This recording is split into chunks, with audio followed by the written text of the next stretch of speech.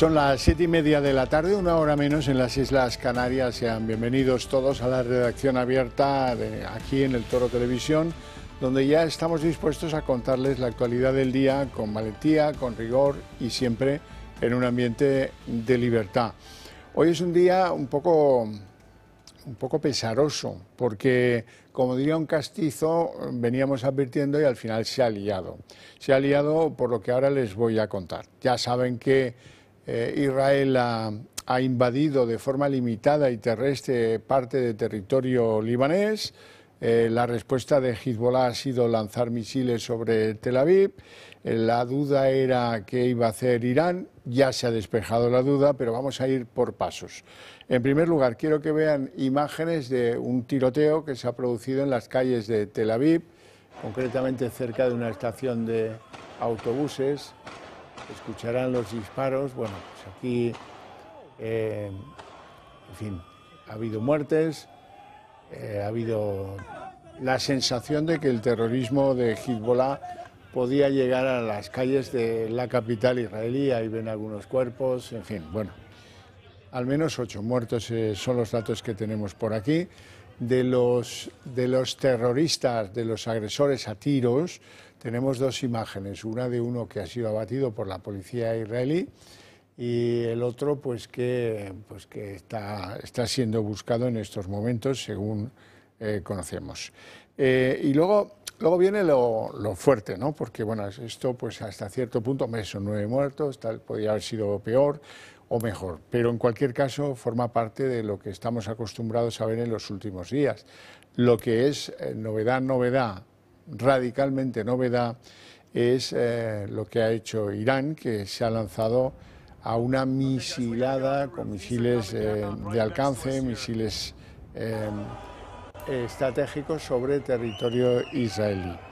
Y esto es lo que llaman que ha obligado a Israel a desplegar su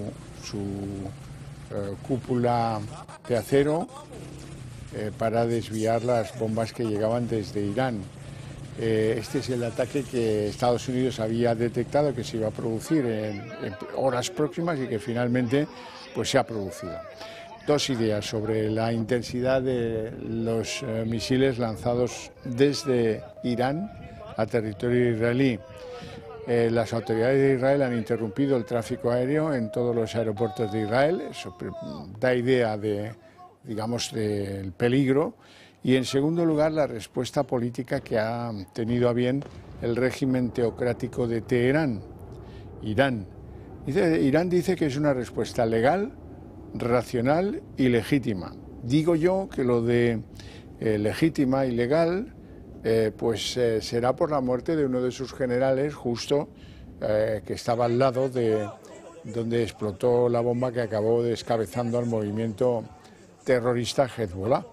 Pero en cualquier caso la legalidad, la racionalidad y la legitimidad, pues permítanme que exprese una sensación agobiante de desasosiego, porque no entiendo cómo alguien puede considerar esto racional, legal y legítimo. Antes hay que dar otros pasos, diría aquel, ¿no? Bueno, esto empezaba de madrugada, cuando la situación no era tan tensa como esta tarde, y hacíamos el siguiente resumen que van a ver.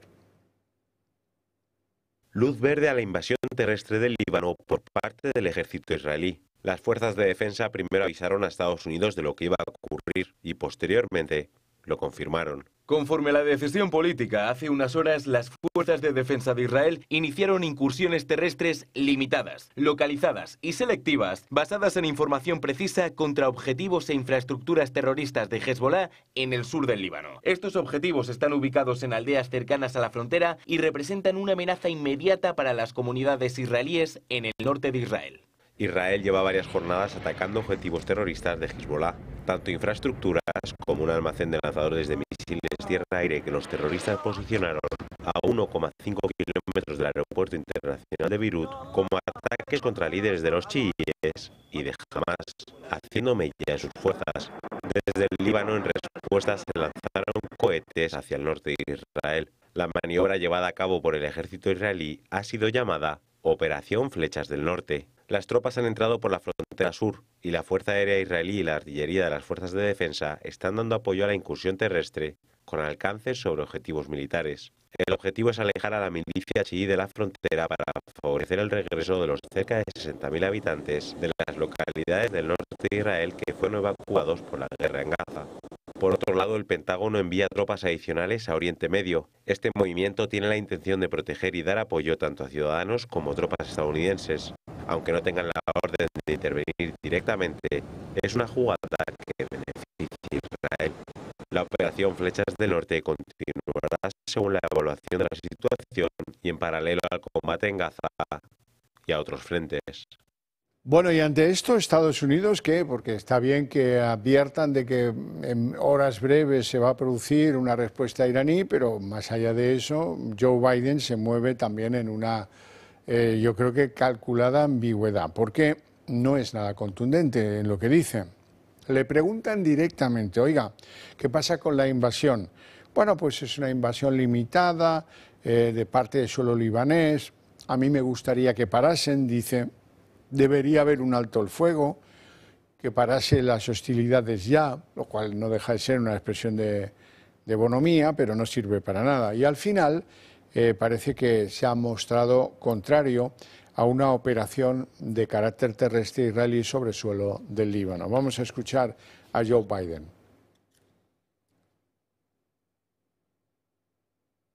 Bueno. ¿Sabe que Israel ha lanzado una operación terrestre limitada contra el Líbano? ¿Está cómodo con esa decisión? Estoy más preocupado de lo que te puedas imaginar. Y estaría cómodo si pararan. Necesitamos un alto al fuego ahora. Bueno, quiero comentar esta enorme noticia del día de hoy, que no sabemos a dónde nos va a llevar, con un hombre experimentado en política exterior, don Gustavo de Arístegui, que es diplomático y escritor, que conoce muy bien el Líbano y que, desde luego, yo creo que es una de las voces autorizadas que nos permitan, pues, calibrar el orden de este conflicto. Don Gustavo, muy buenas tardes. Hacía tiempo que no nos veíamos y me apetece mucho hablar con usted de este tema. Muchísimas gracias por atendernos. Don Javier, viejo amigo, muchas gracias por tenerme en tu programa. Es un placer estar otra vez con la audiencia de Toro TV.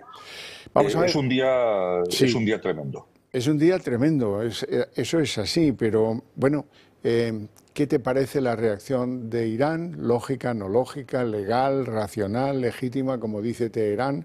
Y sobre todo, ¿qué te parece la invasión desde el sur del Líbano, del territorio libanés, aunque digan que es limitada, terrestre? A mí me ha llamado mucho la atención que Hezbollah diga que no ha habido invasión israelí. No acabo de entender las cosas. Bueno, la retórica de guerra y la retórica de un Estado terrorista como lamentablemente es Irán y de un grupo terrorista como lamentablemente es Hezbollah no se puede tomar al pie de la letra. Lo que está ocurriendo en este momento es algo que venía preparándose desde hace décadas. Hezbollah empieza a crearse en el 82, se establece oficialmente en el 85. Desde entonces hasta hoy ha causado miles y miles y miles y miles de víctimas. Hezbollah oprime en primer lugar a sus propios conciudadanos, no solo a los suníes, a los cristianos o a los armenios, sobre todo a los chiíes que no son partidarios de Hezbollah. Hezbollah es un brazo más, un tentáculo más del pulpo mortal que es el régimen iraní. Lo que estamos viendo en televisión en directo ahora mismo sobre Israel no se puede calificar ni de lógico, ni de racional, ni de nada parecido.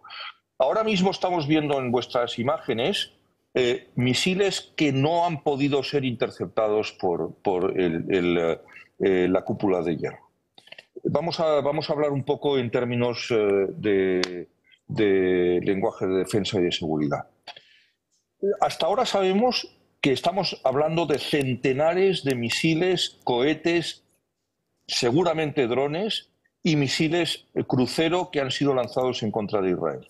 La razón de que todos estos sean distintos, a diferencia de lo que ocurrió el 13 de abril de este año, es justamente porque la combinación de lo que ha lanzado Irán contra Israel ha saturado y completamente confundido el sistema de defensa. El sistema de defensa es muy, muy eficaz, pero no es infalible. Y aunque un 2, 3, 5% de los proyectiles que ha mandado Irán acaben llegando a sus objetivos, teniendo en cuenta que además Irán no está solo lanzando ataques contra bases aéreas israelíes, contra el Mossad, contra edificios de gobierno. Estamos viendo que están golpeando a zonas densamente pobladas y a la población civil. ¿Cuántos periodistas, opinadores, etcétera, etcétera, hemos visto que han estado criticando los ataques de Israel en Beirut? Indudablemente han podido producirse víctimas colaterales. No pocas de ellas, familiares, amigos o vecinos de los comandantes y altos cargos de Hezbollah, a los que no dejaron salir de sus casas, de sus barrios, del entorno en el que se encontraban estos sujetos. Es decir, utilizándolos como escudos humanos. Si has visto mi artículo hoy en el diario La Razón, en la infografía se ve claramente que el cuartel general de Nasrallah está a 53 metros de un colegio y a 100 metros de una escuela de las Naciones Unidas, rodeado de edificios residenciales. Y a pesar de eso, los bombardeos de los F-15 israelíes, que hicieron 80 incursiones, solo derribaron el edificio que estaba construido encima del búnker de Nasrallah. Lamentablemente vamos a ver una escalada. Los halcones de Irán estaban exigiendo una reacción. Estamos en un momento de cambio de régimen en Irán, de cambio de régimen interno.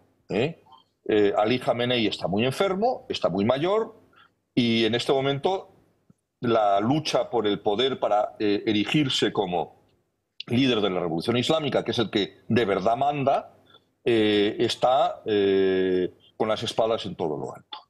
Y ahí el que pestañee, el que aparezca como blando, el que aparezca como insuficientemente ortodoxo a los ojos de los más fanáticos, va a quedarse fuera de la carrera en el mejor de los casos, o será eliminado, como suele ocurrir.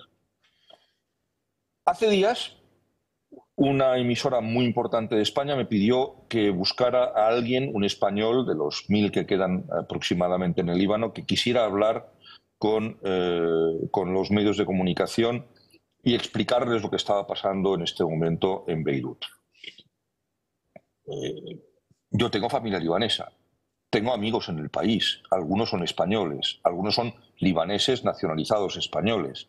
No encontré a ninguno que estaba dispuesto a hablar ante los micrófonos o las cámaras, porque me dijeron con toda claridad que aunque fueran lo más exquisitos y prudentes posible, cualquier cosa que ellos dijeran que pudiera molestar en lo más mínimo a los barbudos, como ellos llaman a los de Hezbollah, significaba que no veían la luz del sol del día siguiente.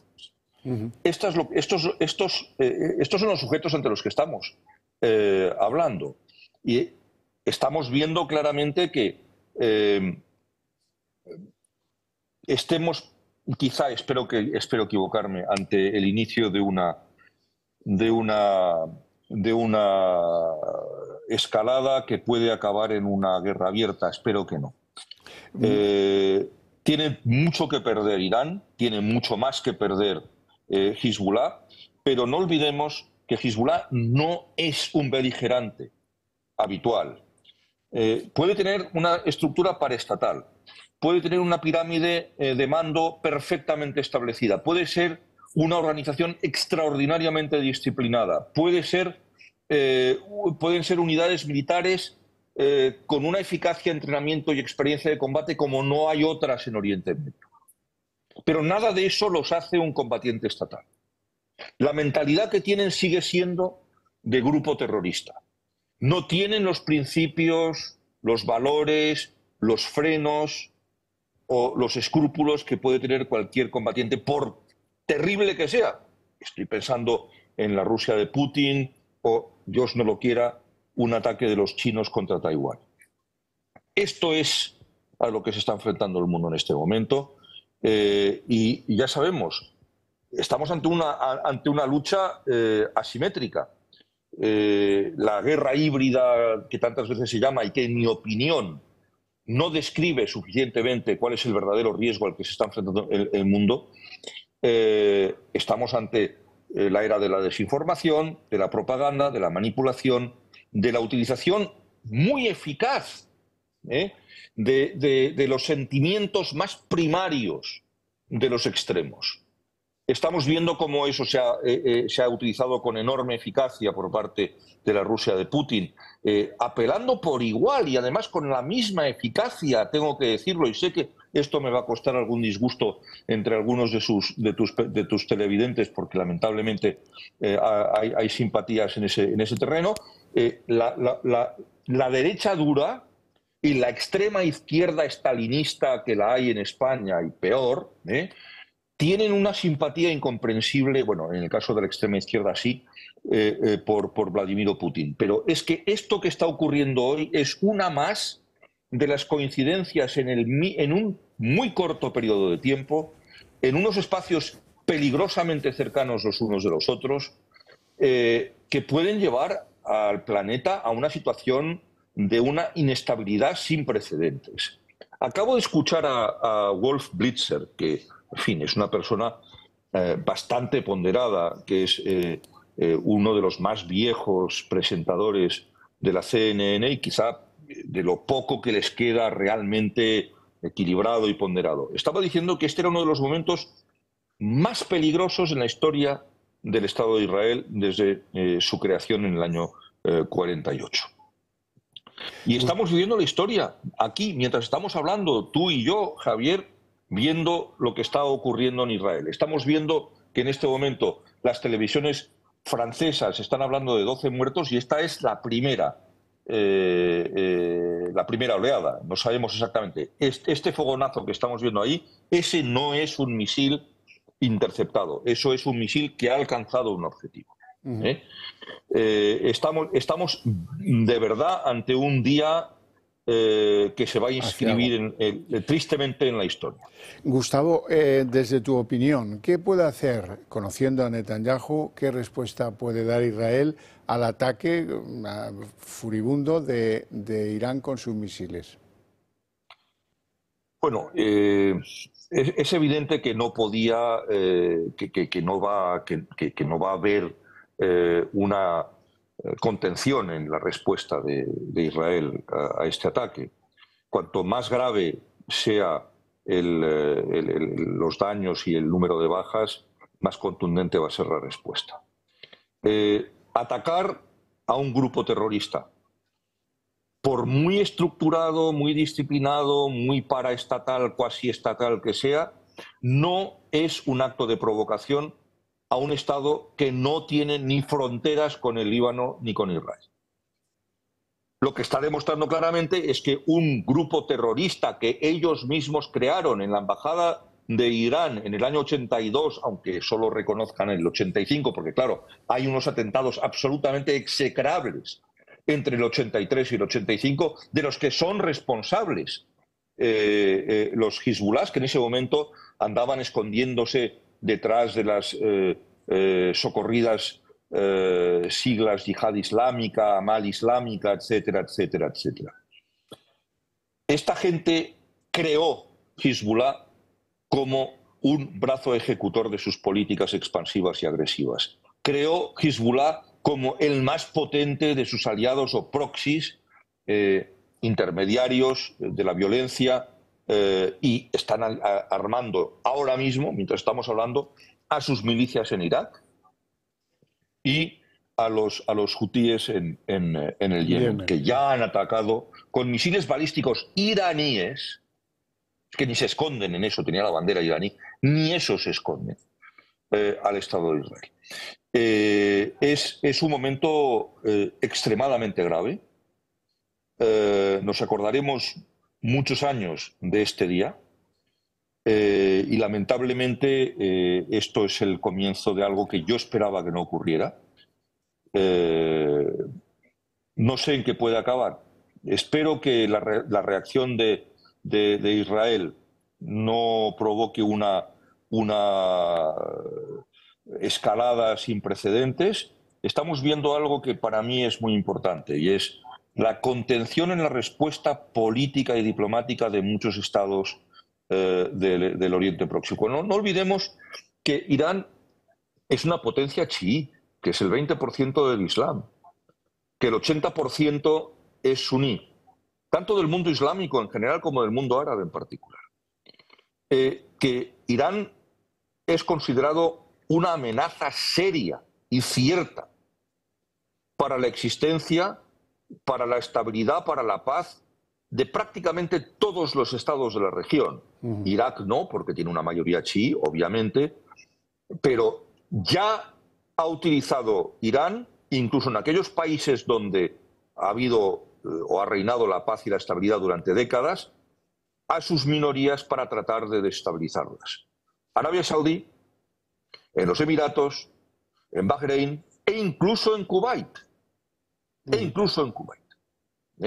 No hablemos ya de Siria, donde entre los chiíes, que son un 13% de la población, y los alawíes, que son una herejía del Islam, pero que se acerca más al chiismo que al sunismo, obviamente, que entre los dos forman un 21% en el mejor de los casos, han estado constantemente oprimiendo, acosando a todo el mundo. Hay una parte de los cristianos que incomprensiblemente se ha alineado con los regímenes opresores, tanto en el Líbano, y hablamos del general Aoun, el que fuera el peor enemigo de los sirios, el peor enemigo de Hezbollah, protegido de Israel, se cambió la chaqueta para ser presidente de la República, y ahí su movimiento 8 de marzo es un aliado incondicional de iraníes y de Hezbollah.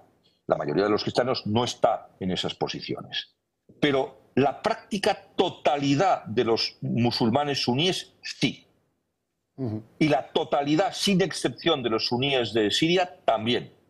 Pero los que son moderados, obviamente no vamos a hablar de ISIS, Daesh, que es evidente, y ya hemos visto las celebraciones en Idlib por la muerte de Nasrallah.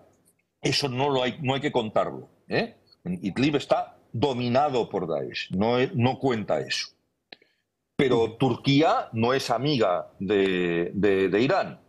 Tiene unas relaciones extremadamente tensas, aunque a veces pues intentan limar esas asperezas.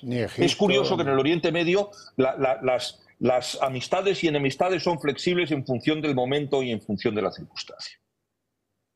En fin, Gustavo, apelo a tu conocida amabilidad para que en días sucesivos podamos ir comentando cómo se va desarrollando este conflicto. Me llegan noticias de que en Israel han dicho a la población civil que ya puede salir de los refugios, con lo cual esta primera oleada, esta primera misilada parece que entra en un momento de calma, y eso siempre es bueno.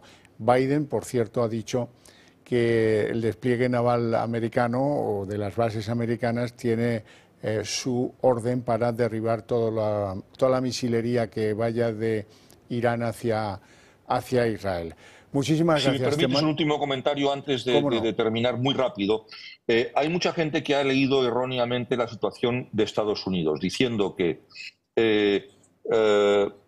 el hecho de que Biden sea un pato cojo, como se dice en Estados Unidos, y que el presidente de los Estados Unidos en ningún caso será el actual, que le permite una manga ancha a Israel para actuar. De lo que estamos absolutamente seguros es que Estados Unidos se puede permitir no ser ambiguo en esta circunstancia, porque el presidente de Estados Unidos puede echarse a los hombros todo lo que haga en defensa de Israel sin que le cueste en absoluto ni un voto a su vicepresidenta, y le vendría incluso bien a su oponente.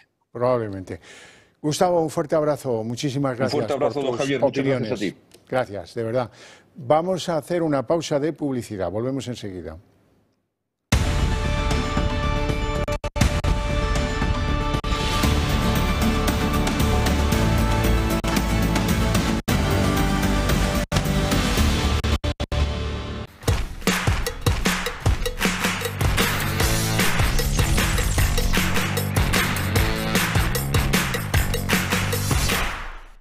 Una nevera demasiado fría, un tupper demasiado caliente y otra misión para el equipo ahorro de Naturgy. La nevera 4 o 5 grados es suficiente. Lavaplatos mejor en modo eco. Es el equipo ahorro. ¡Listo! Te ayuda a ahorrar, sea cual sea tu energética. Encuéntralo en las redes sociales de Naturgy. ¿Te molestan las manos al realizar las tareas diarias? Frente al dolor, utiliza los guantes de Relax Quantum Nanotech. Innovación revolucionaria en la lucha contra el dolor y la rigidez. Con sesiones de 20 minutos, los guantes aportan masaje, vibración y también calor, proporcionando alivio medio del tormento. Puedes adquirirlos con unos consumibles impregnados de sustancias naturales antiinflamatorias que, si se ponen durante la sesión, pueden aumentar el beneficio del guante. Olvida los engorrosos baños de agua caliente y las cremas antiinflamatorias. Libérate con los guantes de Relax Quantum Nanotech.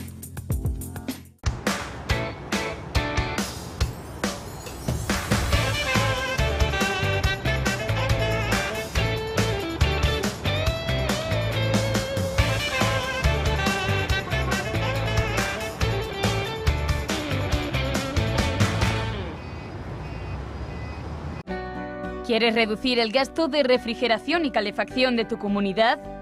Somos expertos en la gestión de subvenciones de eficiencia energética para comunidades de propietarios sin coste inicial. Gestiona tu subvención, es la mejor decisión para tu edificio.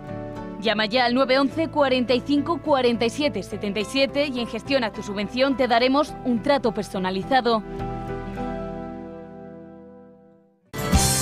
Soy Gabriel Allende, arquitecto, invitado a Club de Amigos en la sección de arquitectura.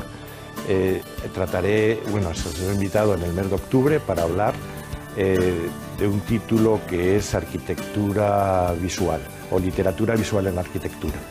Trataré de contar cómo ver los edificios, cómo mirarlos desde la calle, desde dentro, desde fuera y todos aquellos parámetros que nos sirvan a entender cómo percibimos la arquitectura. Espero que con esto podamos tener un mensaje mucho más directo.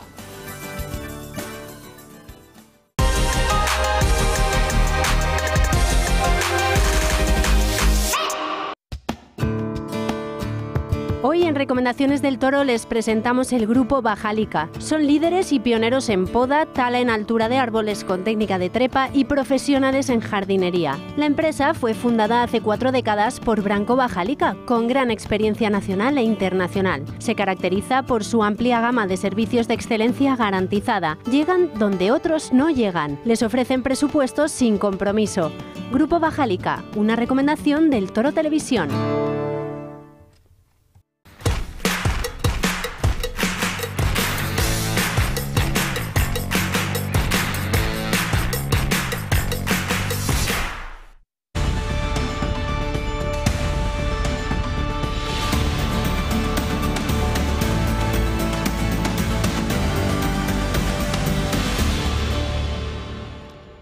Bueno, hoy es el día grande para la señora Claudia Sheinbaum, la nueva presidenta de México, que está, ahora lo vamos a ver, fugazmente, está en esa toma de posesión a la que el Estado mexicano no quiso invitar al rey de España. Vamos a escucharla nada, medio segundo. Es claro que entre nosotros no competimos, nos complementamos y además generamos las condiciones para una mayor consolidación de la economía de todo el continente, en una visión de presente y futuro de la economía mundial.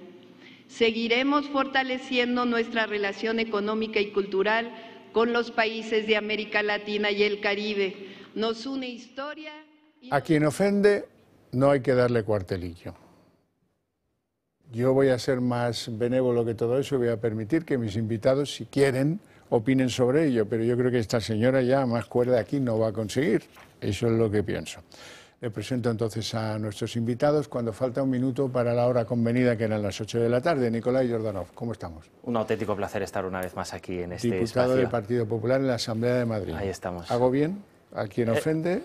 Bueno, además yo solo quería decir una puntualización, que aquí en Madrid los mexicanos son hermanos, eso es muy importante, y además da la casualidad de que este año que celebramos la hispanidad, llevamos ya unos cuantos años, pero precisamente ha dado la casualidad de que este año el país invitado es México, y yo creo que pues Madrid representa muy bien precisamente la buena acogida que tenemos hacia los mexicanos, que son un pueblo hermano y que es lo que debemos de defender más allá de la política, por supuesto. Comunidad enorme en Madrid de mexicanos, y están todos muy bienvenidos, y cariñosamente les digo que esto no va con ellos, pero sí va con AMLO y sí va con la señora Sheinbaum. Don Manuel Pino, eminente jurista y además vicepresidente del Club Liberal Español.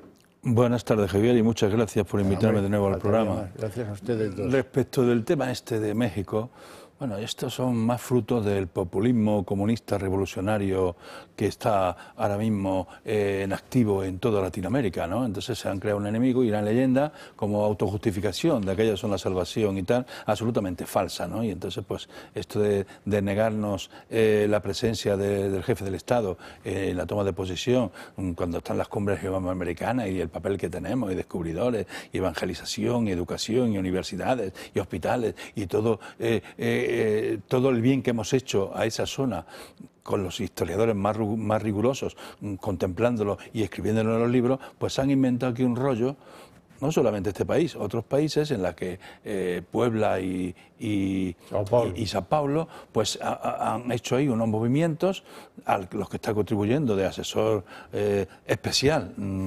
el amigo Zapatero, José Luis, y bueno, pues tienen que tener un enemigo para batir. Entonces el enemigo, pues hoy dicen que es España y han sacado una parte inventada de lo que fue el descubrimiento, de lo que fue la civilización, de lo que fue los derechos de los indios, de lo que fue el mestizaje, de lo que fue la parte positiva de nuestra presencia en ese continente y nuestra hermandad con ese continente. Bueno, dejemos ahí la fiesta, el festejo. Vamos a hablar ligeramente del Líbano, porque el Líbano, cómo no, pues ha vuelto a dividir al gobierno de España. Por un lado, Sánchez. Van a escuchar ahora a Sánchez, que es lo que dice de esto, horas antes de que cayera esta misilada formidable desde Irán hasta territorio israelí.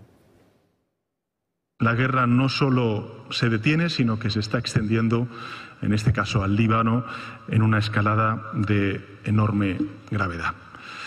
Esta espiral de devastación en la zona es insoportable. Y quiero ser muy explícito, aprovechando esta tribuna. La comunidad internacional no puede permanecer callada ni un minuto más ante la masacre convertida, por desgracia, en rutina. Bueno, no sé qué quiere decir. Sí que les digo que Álvarez está en una falseada equidistancia, porque nosotros somos parte de una parte y no de la otra, pero que en cualquier caso, justo admitir que la diplomacia española condenó el ataque de Hamás el 7 de octubre, es justo recordar que pues desde hace muchos años, incluso antes de estar Álvarez, hemos condenado la violencia y hemos tratado de defender la paz en la zona. ¿Qué dice Álvarez? Vamos a escucharle. Hasta el momento no hay constancia de ninguna víctima española en Líbano. Tenemos contabilizados en nuestro registro consular algo más de 1000 españoles. Pedimos a los españoles que abandonen el país por los medios comerciales aún existentes. Hay todavía una compañía aérea que tiene 3 vuelos semanales a Madrid y hay posibilidad también de salida marítima a Chipre, a Turquía y a Grecia desde Líbano. Y desaconsejamos, ya lo saben, las recomendaciones de viaje lo hacen, desaconsejamos viajar al Líbano bajo cualquier circunstancia. Bueno, Álvarez está en la aparente equidistancia, un poco falseada, pero la otra parte del gobierno no. Ahí está Errejón diciendo que como no hay sanciones, Israel hace lo que quiere, porque bla, bla, bla, bla, bla. No habla, jamás oirán a uno de estos hablar de los 6 años que lleva Hezbollah lanzando cohetes a territorio israelí sistemáticamente. No tantos como los de hoy ha lanzado Irán, pero sí causando muertes, sí causando desolación, sí causando terror. Yolanda Díaz ha emitido un tuit, no sé si tenemos este tuit, es poco relevante porque lo que dice pues ya se lo pueden imaginar, de parte de quién está Yolanda Díaz. Pero a mí lo que me parece también llamativo es que tampoco en el Partido Popular, por así decirlo, reina la armonía o la igualdad de posiciones. Por un lado está Aznar, que ayer decía, bueno, pues que no hay que equivocarse de aliado, que esta guerra puede quedarse en esa zona o puede saltar al sur del Mediterráneo y eso depende de no equivocarse de aliado. ¿Qué dice Aznar interpretando de forma inequívoca sus palabras? Que a pesar de que a veces no estemos de acuerdo con lo que hace Israel, Israel es nuestro aliado y los otros nuestros enemigos. Bien, ¿y por qué digo yo que hay, digamos, visiones diferentes de esto dentro del PP? Porque hoy Miguel Tellado decía una cosa un poco más contenida, si me lo permiten. Decía que España tiene que estar en las posiciones de la Unión Europea y de la OTAN. Claro, sí, de acuerdo, pero en fin, tampoco es solo eso, ¿no? Estamos ante un conflicto que si, desgraciadamente, derivase en una guerra incontrolable, amenazaría nuestra economía, nuestro petróleo, nuestro futuro, nuestro estado del bienestar y tantas las cosas. Jordanov. Bueno, yo lo primero que quiero decir también aquí es que, claro, vemos al ministro de Exteriores hablar de cuáles son las acciones que van a realizar, pero en ningún momento, yo creo que cuando se trata de política de exteriores, lo primero que tiene que hacer es que haya una política coordinada y también que se informe la oposición, ¿no? Siempre se ha hecho en otros conflictos, en otras situaciones, y aquí vemos pues que el gobierno de Pedro Sánchez va totalmente solo ante esta situación, que yo creo que, tú lo has manifestado, es una situación muy seria y tenemos que ver cómo es la mejor forma de afrontarla y, por supuesto, en este caso pues yo creo que hay que contar con la Unión Europea y con la OTAN y también, por supuesto, en ningún caso hay que equivocarse de enemigo. O sea, yo creo que está claro que ante el terror y todo lo que se ha provocado, ¿no? Pues hay que defenderse y yo creo que en estos casos bueno, pues iremos viendo cómo se está afrontando esta situación, que vemos que las noticias se suceden minuto a minuto, ¿no? Sin duda. Ha pasado hace nada pues esta situación que hemos visto de los 200 misiles que han tirado sobre Israel y tenemos que ver pues cómo se afronta esta Con al menos situación. 12 muertos confirmados por autoridades israelíes. Manuel Pino. Bueno, el conflicto es muy preocupante, Javier. El tema es muy gordo, se está yendo de las manos. El tema no es un tema de una contestación eficaz al ataque terrorista que hubo en Israel por Hezbollah, ¿no? Esto ya tiene una dimensión que están entrando otros actores en juego, ¿no? Respecto de la política nuestra, la política exterior nuestra, es que tiene el corazón partido. Álvarez un día dice una cosa y otro día dice otra. Aquí no tenemos una política exterior consensuada, seria con Occidente, con nuestros aliados firmes, porque el mismo Zapatero y con Moratinos dieron un giro tremendo a la política exterior y se fueron a hablar con lo que están ahora, con los movimientos estos revolucionarios comunistas y bueno, tuvieron una política exterior no en el área geográfica que nos toca estar y defenderla, que es Occidente y es Europa, ¿no? Ahí dieron unos bandazos de política exterior que cambiaron de Aznar a una política exterior distinta, con otros grupos que no se levantaban ni hasta cuando pasaban las Fuerzas Armadas de nuestro aliado Estados Unidos. El presidente del gobierno, que hoy es el asesor áulico de todo este grupo revolucionario. Entonces, claro, eso condiciona mucho, porque ¿quién ayuda a esos países donde está hoy Zapatero? Pues ayuda a Irán, ayuda a Putin, ayuda a China, esos son los que están en ese área de influencia y ahí tenemos un despliegue importante con la presencia de este personaje que está en connivencia diaria, en conversión diaria con el presidente del gobierno español. O sea que el tema de política exterior, yo creo que no hay un pacto serio de política exterior defendiendo los valores de Occidente y nuestros aliados naturales, que es Europa, que es la OTAN, que es el mundo occidental. Ahí tenemos que estar con firmeza defendiendo esos valores, ¿no? Y creo que ahí es donde está el problema que tenemos. Dicho esto, pues oye, el tema hay que desear que esto haya un alto el fuego y que la diplomacia trabaje y que se lleguen a soluciones de parar esto cuanto antes, porque yo creo que es la solución inteligente, seguir hasta cuándo y hasta dónde, ¿eh? Bueno, vamos a decirles que el programa se llama La Redacción Abierta, porque me han pillado aquí mirando a ver qué pasa con las Fuerzas Armadas de no sé qué sitio. Estarán puntualmente informados y ahora nos van a permitir que vengamos al patio trasero a ver cómo van nuestras cosas. Nuestras cosas, al fin y al cabo, comparadas con estas, son chichinabo. Pero bueno, para nosotros también son importantes, caramba. ¿Quién iba a decir que Begoña Gómez tendría la cara dura de presentarse en un acto público hoy para explicarnos cómo funciona esto del fundraising, que viene a ser la captación de fondos, para una ONG? Del brazo de Begoña Gómez, ¿quién estaba? Tampoco nos lo iban a decir, ¿verdad?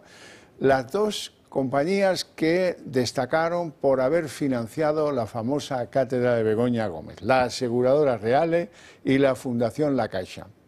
Pues ahí estaba con ella en su reentré en la vida del fundraising.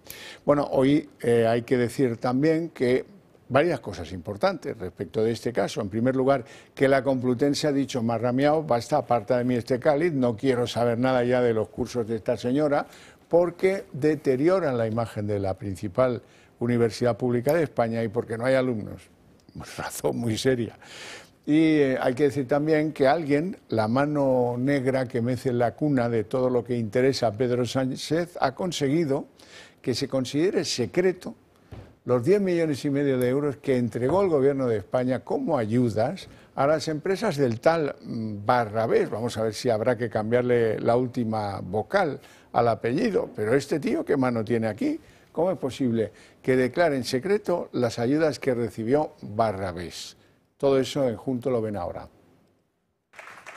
Begoña Gómez reaparece a la espera de que la justicia decida si da carpetazo a la causa en la que el juez Peinado le sigue investigando. La mujer de Sánchez ha sido la protagonista de un acto público de uno de los másteres que aún codirige en la Universidad Complutense, en concreto el de la captación de fondos para las ONG. El acto ha sido celebrado además en el espacio del Caixa Forum de Madrid, perteneciente a la Fundación de la Caixa y misma entidad que contribuyó junto a Reales Seguros a financiar con más de 100.000 euros su otro máster de la entidad. Hace apenas unas horas, la cadena SER reafirmaba la suspensión de la Cátedra de Transformación Social Competitiva de esta misma universidad. Dice su resolución de la Comisión de Formación Permanente que lo hacía por los prejuicios a la imagen de la institución, a su devaluación reputacional y también de su prestigio, y por la baja demanda e interés que su plan de estudios suscitaba en el alumnado. Begoña Gómez, que está siendo investigada por 2 presuntos delitos de tráfico de influencias y corrupción en los negocios, podría haber añadida a su causa nuevas diligencias por las que se le imputase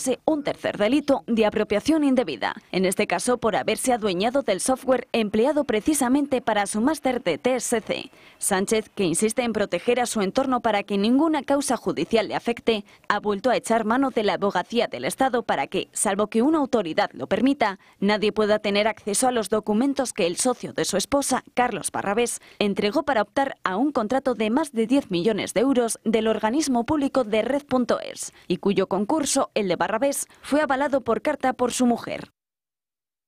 Hay veces que al valor lo impulsa el miedo. Uno no sabe si ha ido a esta cosa público-social para que no parezca que, o porque tiene una cara dura que espanta. Jordanov, ¿cómo lo ves tú? Bueno, yo en este caso lo que quiero decir es que sabemos claramente varias cosas sobre Begoña Gómez hoy por hoy, ¿no? No sabemos por qué ha realizado este acto, pero sí que sabemos varias cosas sobre ella. Lo primero es que está imputada por tráfico de influencias y corrupción en los delitos. También sabemos hoy por hoy que de los negocios, perdón, tráfico de influencias y corrupción en los negocios. Luego, por otro lado, también sabemos que se reunía en la Moncloa para, de alguna manera, pues desarrollar sus propios negocios, ¿no? Es decir, para, de alguna manera, pues ir avanzando y demás. También sabemos, por supuesto, que firmaba cartas de recomendación para que empresas se lleven dinero público del gobierno de su propio marido, ¿no?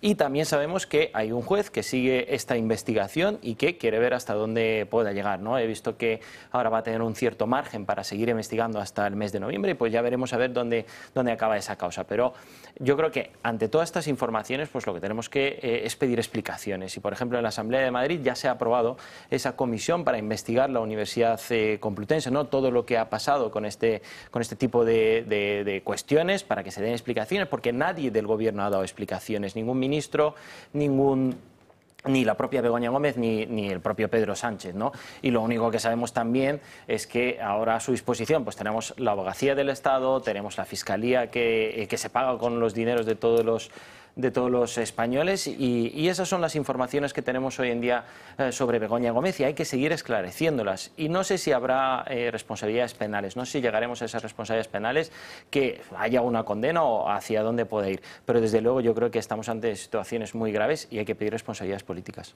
Bueno, yo creo que se está instruyendo estos hechos que ha relatado el compañero de tertulia esta tarde, se están investigando en un juzgado. No sabemos la dimensión que tendrán, hay que dejar que trabaje la justicia y hay que pensar también en la presunción de inocencia. Si no hay tema, se archivará y no pasa nada. El tema ya es todo esto que lo envuelve, ¿no? Que salga hoy la Complutense diciendo esto es un tema reputacional que tenemos que quitarlo, pero ¿cómo? ¿Usted no lo pensó que era reputacional cuando decidió hacer una cátedra extraordinaria a alguien sin los méritos suficientes para ostentarla? Tenía que haber presentado ahí que eso era una anomalía y que podía afectar a su reputación y a su prestigio en una universidad tan notable como la Complutense, además que fue la mía, que fue la que yo hice Derecho, ¿no? Entonces, ¿aquí hay indicios? Pues parece que sí. ¿Que está todo el mundo en la defensa de Sánchez, la Fiscalía, la Abogacía del Estado, los exministros y todos que están en este tema? Sí. ¿Presentando querellas contra el juez Peinado a ver cómo la apartan? También. ¿Que lo de Barrabé, que es un tema gordo, se lo han llevado para arriba y dice que Europa y tal, los contratos y que esto no tal, porque allí también va a haber menos información que aquí? Pues también, pero como hay más temas, como ahí está el tema del software, que ya ha dicho la audiencia que sí, que se acumule a la causa de Peinado, pues el tema del software, pues tendrá que ver quién pagó el software, por qué se inscribe y dónde está el software, si es para la Complutense, y las empresas estas patrocinadoras tienen que dar una explicación de cómo regalaron ese software y a quién, para que ella lo ponga a su nombre. Pues bueno, pues eso, las cartas, los indicios, las reuniones con Europa, no, hay muchos temas que sí, a lo mejor el juez se ha excedido y ha querido meter mucho, que se puede salir incluso de las querellas que presentaron los actores, Manos Limpias y otras organizaciones. Pues bueno, pues ahí es donde está el tema. De momento, vamos a ver, yo creo que el juez va a seguir instruyendo, oye, si hay causa, pues penal, pues la pondrá en escena y si no, pues archivará el asunto, pero es que no quieren que acabe, quieren acabar con él. Vamos con algunos detalles que deben conocer en torno a este apasionante asunto de Begoña Gómez y sus negocios. En primer lugar, hay ya una querella presentada de una agrupación, una organización, contra un presunto falso testimonio de Pedro Sánchez cuando le dijo al juez Peinado que él no conocía a Barrabés.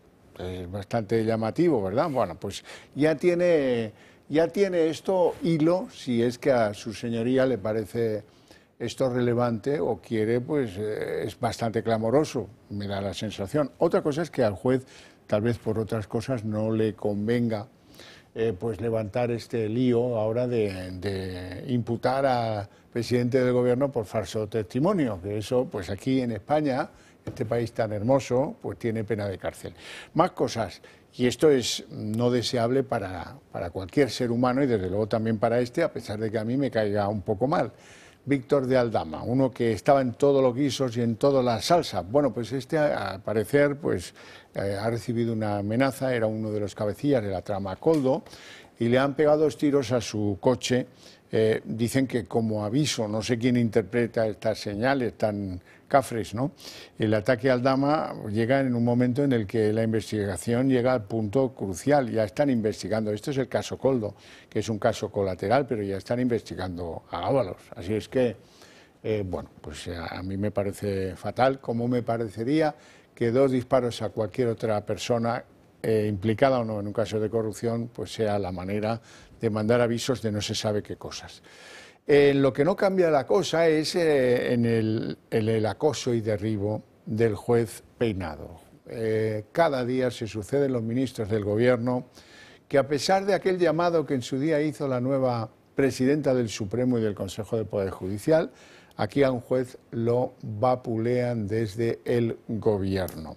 Y fíjense lo que son las cosas, con muy poca gracia, porque ya les he contado muchas veces lo que son los argumentarios, son lo que desde el partido le mandan a la militancia, pero parece que también a los ministros, con lo que tienen que decir sobre las cosas.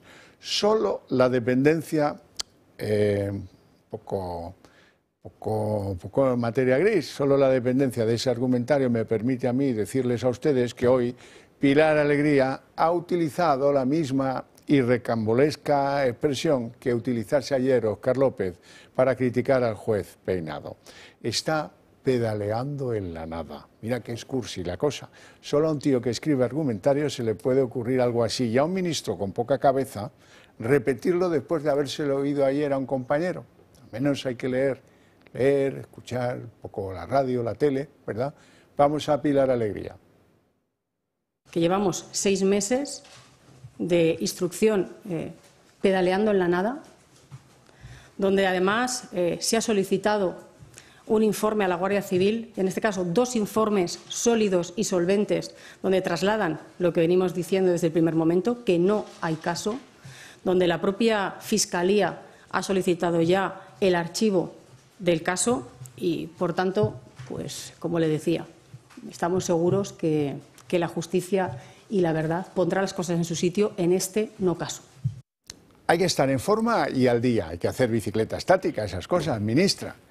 La Fiscalía es verdad que recurrió, pidió el archivo de la causa y se lo rechazaron. ¿Qué no lo sabes? No, eso no en el argumentario se conoce que no venía y aquí cuando no viene algo, Manuel, en el argumentario, se imaginan, bueno, esto es lo que quieren ellos, que los medios de comunicación también seamos obedientes al argumentario, ¿no? La vicepresidenta del Gobierno y ministra de Hacienda, de las primeras veces que salió el caso, que iban todos con otro argumentario, la Guardia Civil ha hecho un informe y dice que no hay nada de nada, lo ha hecho la Guardia Civil el informe. Y se escudaba en los debates parlamentarios en decir que había un informe hecho de la Guardia Civil. La Guardia Civil ha hecho, pero la Guardia Civil es juez, la Guardia Civil tiene que ver delitos, tiene que informar de los hechos. Pues se escudaron todos. No califica nada. No califica nada, pero se escudaron todos en que había un informe de la Guardia Civil. Esto es un síntoma de que están todos muy nerviosos y utilizan las ruedas de prensa del Consejo de Ministros para descalificar a un juez, incluido el propio ministro de Justicia, que cada vez que puede descalifica al juez cuando tiene que defenderlo y hay que esperar a sentencia, hay que dejarlo trabajar, tienen que ser las cosas normales cuando tú crees en la independencia del Poder Judicial, pero ha intentado descalificarlo permanentemente y ahora la campaña es cómo se cargan a este juez, que no parece que esté la labor por eso, porque la última resolución de la audiencia con el tema, insisto, del software no va por ese camino, dice que se agrupe ahí. Y explícitamente dice que la decisión que haya que tomar sobre lo otro no afecta a esta. Exactamente.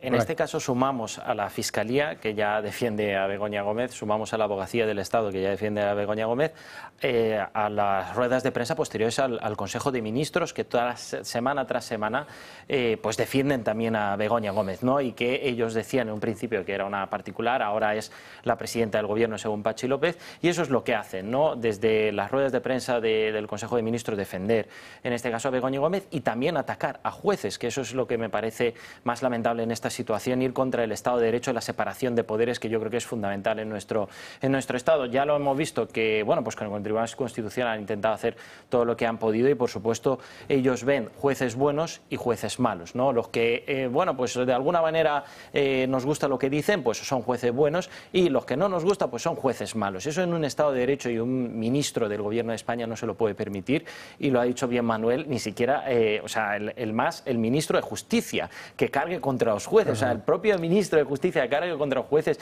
en este país es muy grave, y eso es lo que nos está acostumbrando el gobierno de Pedro Sánchez, y es lamentable y hay que denunciarlo, por supuesto.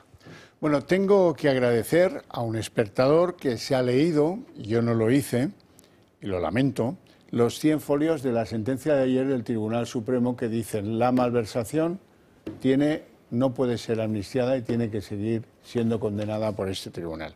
Les contamos que se veía venir un choque de trenes entre el Supremo y Constitucional, pero un espectador que sí ha tenido el detalle de leerse la sentencia me advierte, léase lo que pone en la página 28 del auto de la Sala del Supremo y léalo con detenimiento. Y hecha esa lectura, la conclusión es que haga lo que haga el Tribunal Constitucional, la amnistía no va a ser aplicable hasta que se pronuncie favorablemente, que eso no creo que ocurra, el Tribunal de Justicia de la Unión Europea.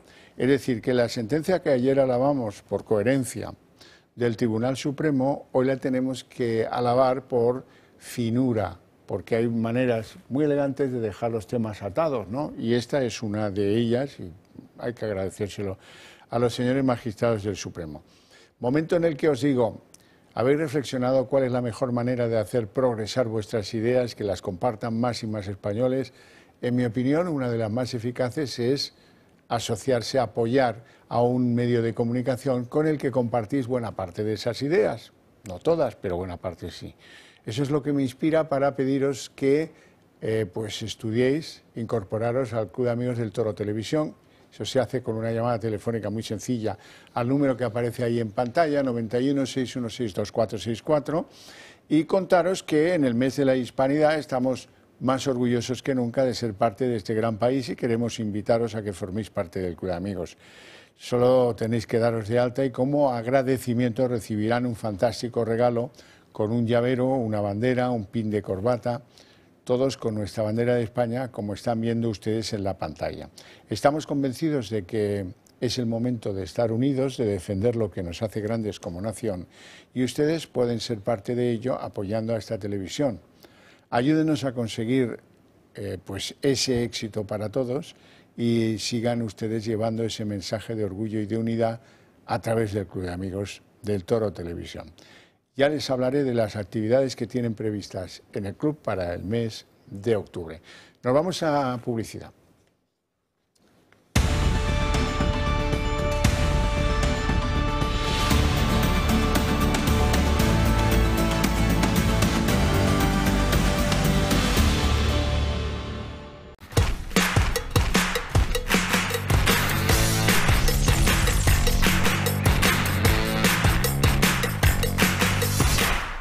Una orientación suroeste, un sol desaprovechado y otra misión para el equipo ahorro de Naturgy. Vamos a ahorrar hasta un 70% en la factura. ¡Descendiendo placa! Un poco más. ¡Ahorra! Ahora. Es el equipo ahorro. Te ayuda a ahorrar sea cual sea tu energética. Encuéntralo en las redes sociales de Naturgy. Carmen, ¿qué tal vas? María cada vez está más mayor. En unos meses empieza la guardia ya. Está encantada. Por cierto, sobre lo que hablamos del seguro de salud, ¿nos cuentas? Cristina y yo queremos dejarlo ya todo listo. Que vemos que el tiempo pasa volando. Y cuéntanos también sobre el seguro de vida que nos dijiste. Así aprovechamos. Gracias. Lo bueno de tener a alguien cerca es que te escucha. En CaixaBank estamos cerca para que tu familia y tú os sintáis más protegidos. Tú y yo, nosotros. CaixaBank.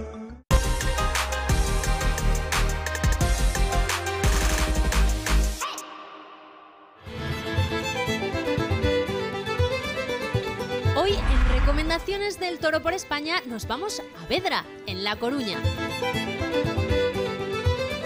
Allí se encuentra el restaurante Villa Verde, ubicado en una casona rural de piedra construida en el siglo XVIII, en perfecta armonía con su entorno, en un paraje tranquilo, apacible y rodeado de bosques y viñedos.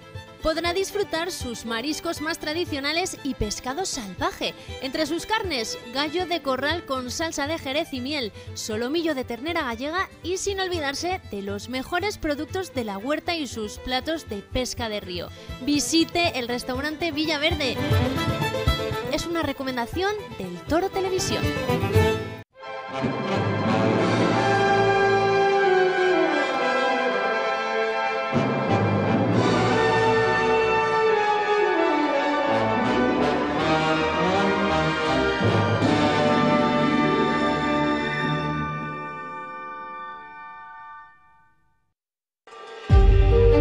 Amigos pone a su disposición en exclusiva las visiones completas en 5 tomos de la beatana Catalina Emmerich. Esta monja agustina representa un caso único y excepcional de visiones relacionadas con el Nuevo Testamento y la Virgen María, reflejadas con una viveza y un detallismo fuera de lo habitual.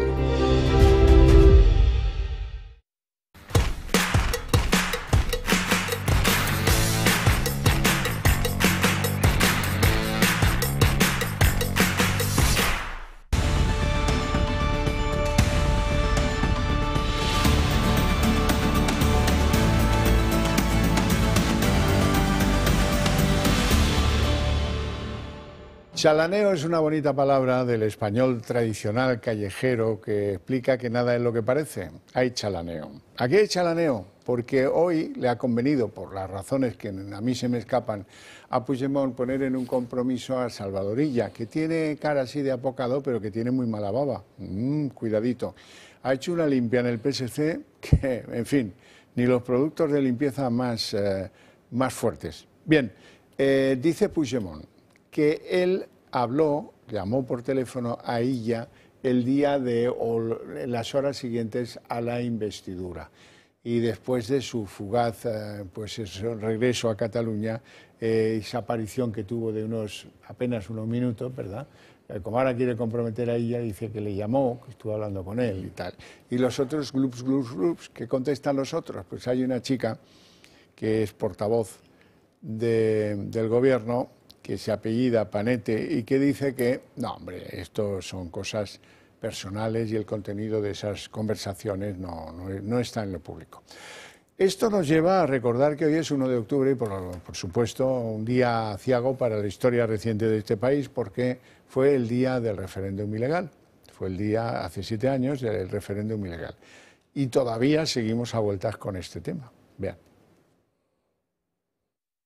El independentismo celebra su 7º aniversario. Lo hace dividido y sin mayorías en el Parlamento catalán. Pero lo único que no ha cambiado en casi una década es que siguen teniendo atados de pies y manos a Sánchez para seguir en la Moncloa. Desde Waterloo, Carles Puigdemont vuelve a pedir unidad al independentismo. Però en tot cas, nosaltres no llancem la tovallola, no ho farem mai, i menys ara en què la manca d'unitat ha tingut unas consecuencias políticas nefastas para la nación. El líder de Junts sigue fugado de la justicia española. El pasado 8 de agosto se presentó en Barcelona y volvió a salir huyendo con la ayuda de varios Mossos de Escuadra. Junqueras, que sigue inhabilitado, ha felicitado a los suyos por la fecha, recordando el que fue el mayor acto de desobediencia contra las instituciones del Estado. Su formación Esquerra se encuentra cada vez más debilitada a la espera de un nuevo congreso en que el que fuera vicepresidente de la Generalidad y Marta Rovira, que regresó a España tras el archivo de la causa Tsunami, se disputen el liderato. Sánchez sigue dependiendo de los apoyos a ambos lados del separatismo para sostener su legislatura. Con unos ha sellado asuntos tan cruciales para la Moncloa como la investidura de Illa, a cambio, eso sí, de una financiación singular para Cataluña.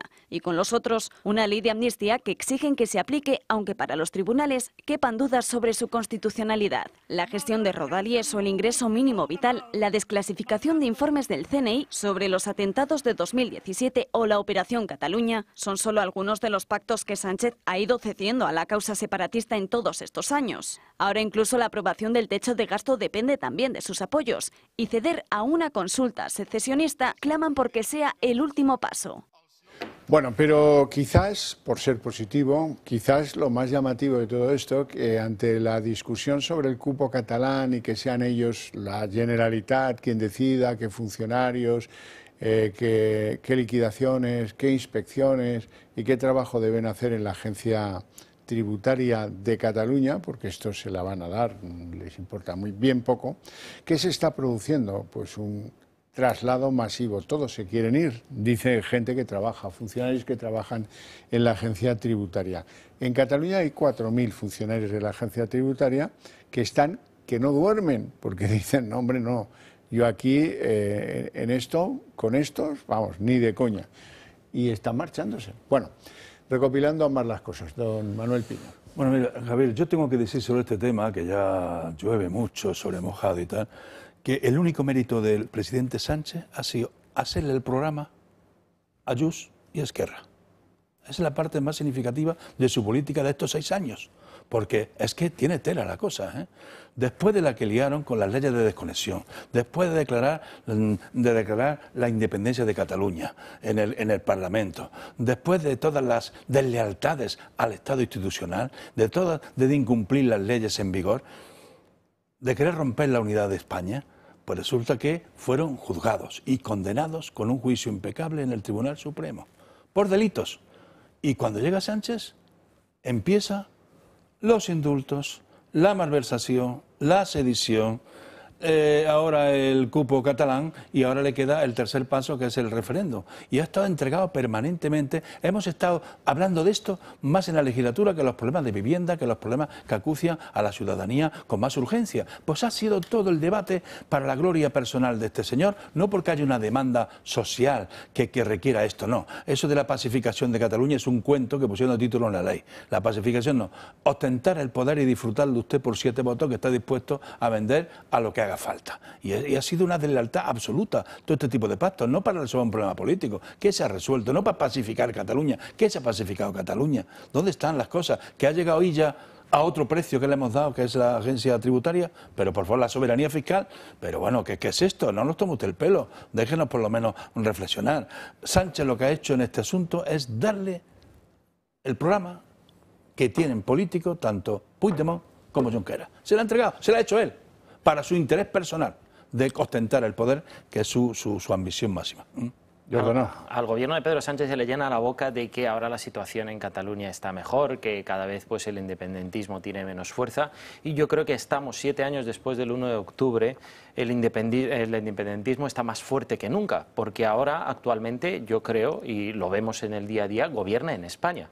Es decir, que dependemos de los independentistas para los presupuestos generales del Estado, que ya vemos que van a pedir todo lo que quieran para que Pedro Sánchez se lo dé, porque se lo va a dar para seguir manteniéndose en el poder, pues ellos deciden si hay presupuestos generales del Estado en España, ¿no? Ellos deciden qué leyes se aprueban, porque para cada ley que se apruebe en el Congreso, sea el tema de vivienda, sea tema de educación, sea tema de la amnistía, pues ellos deciden si se aprueba esa ley o no se aprueba esa ley. Eso depende de ellos. Por tanto, también la gobernabilidad de España pues depende de esos 7 votos. Y claro, lo que ha conseguido Pedro Sánchez es precisamente entregar el poder a aquellas personas que han querido romper nuestro país, que quieren dividirnos, que quieren privilegios tener más para que, por ejemplo, Madrid, Andalucía o Valencia tengan menos, porque para dárselo a ellos se tiene que quitar de algún sitio, el dinero no es infinito, ¿no? Y eso lo vemos y estamos seguros que todo lo que piden va a ir en contra de la Comunidad de Madrid y en todas las políticas que se están llevando aquí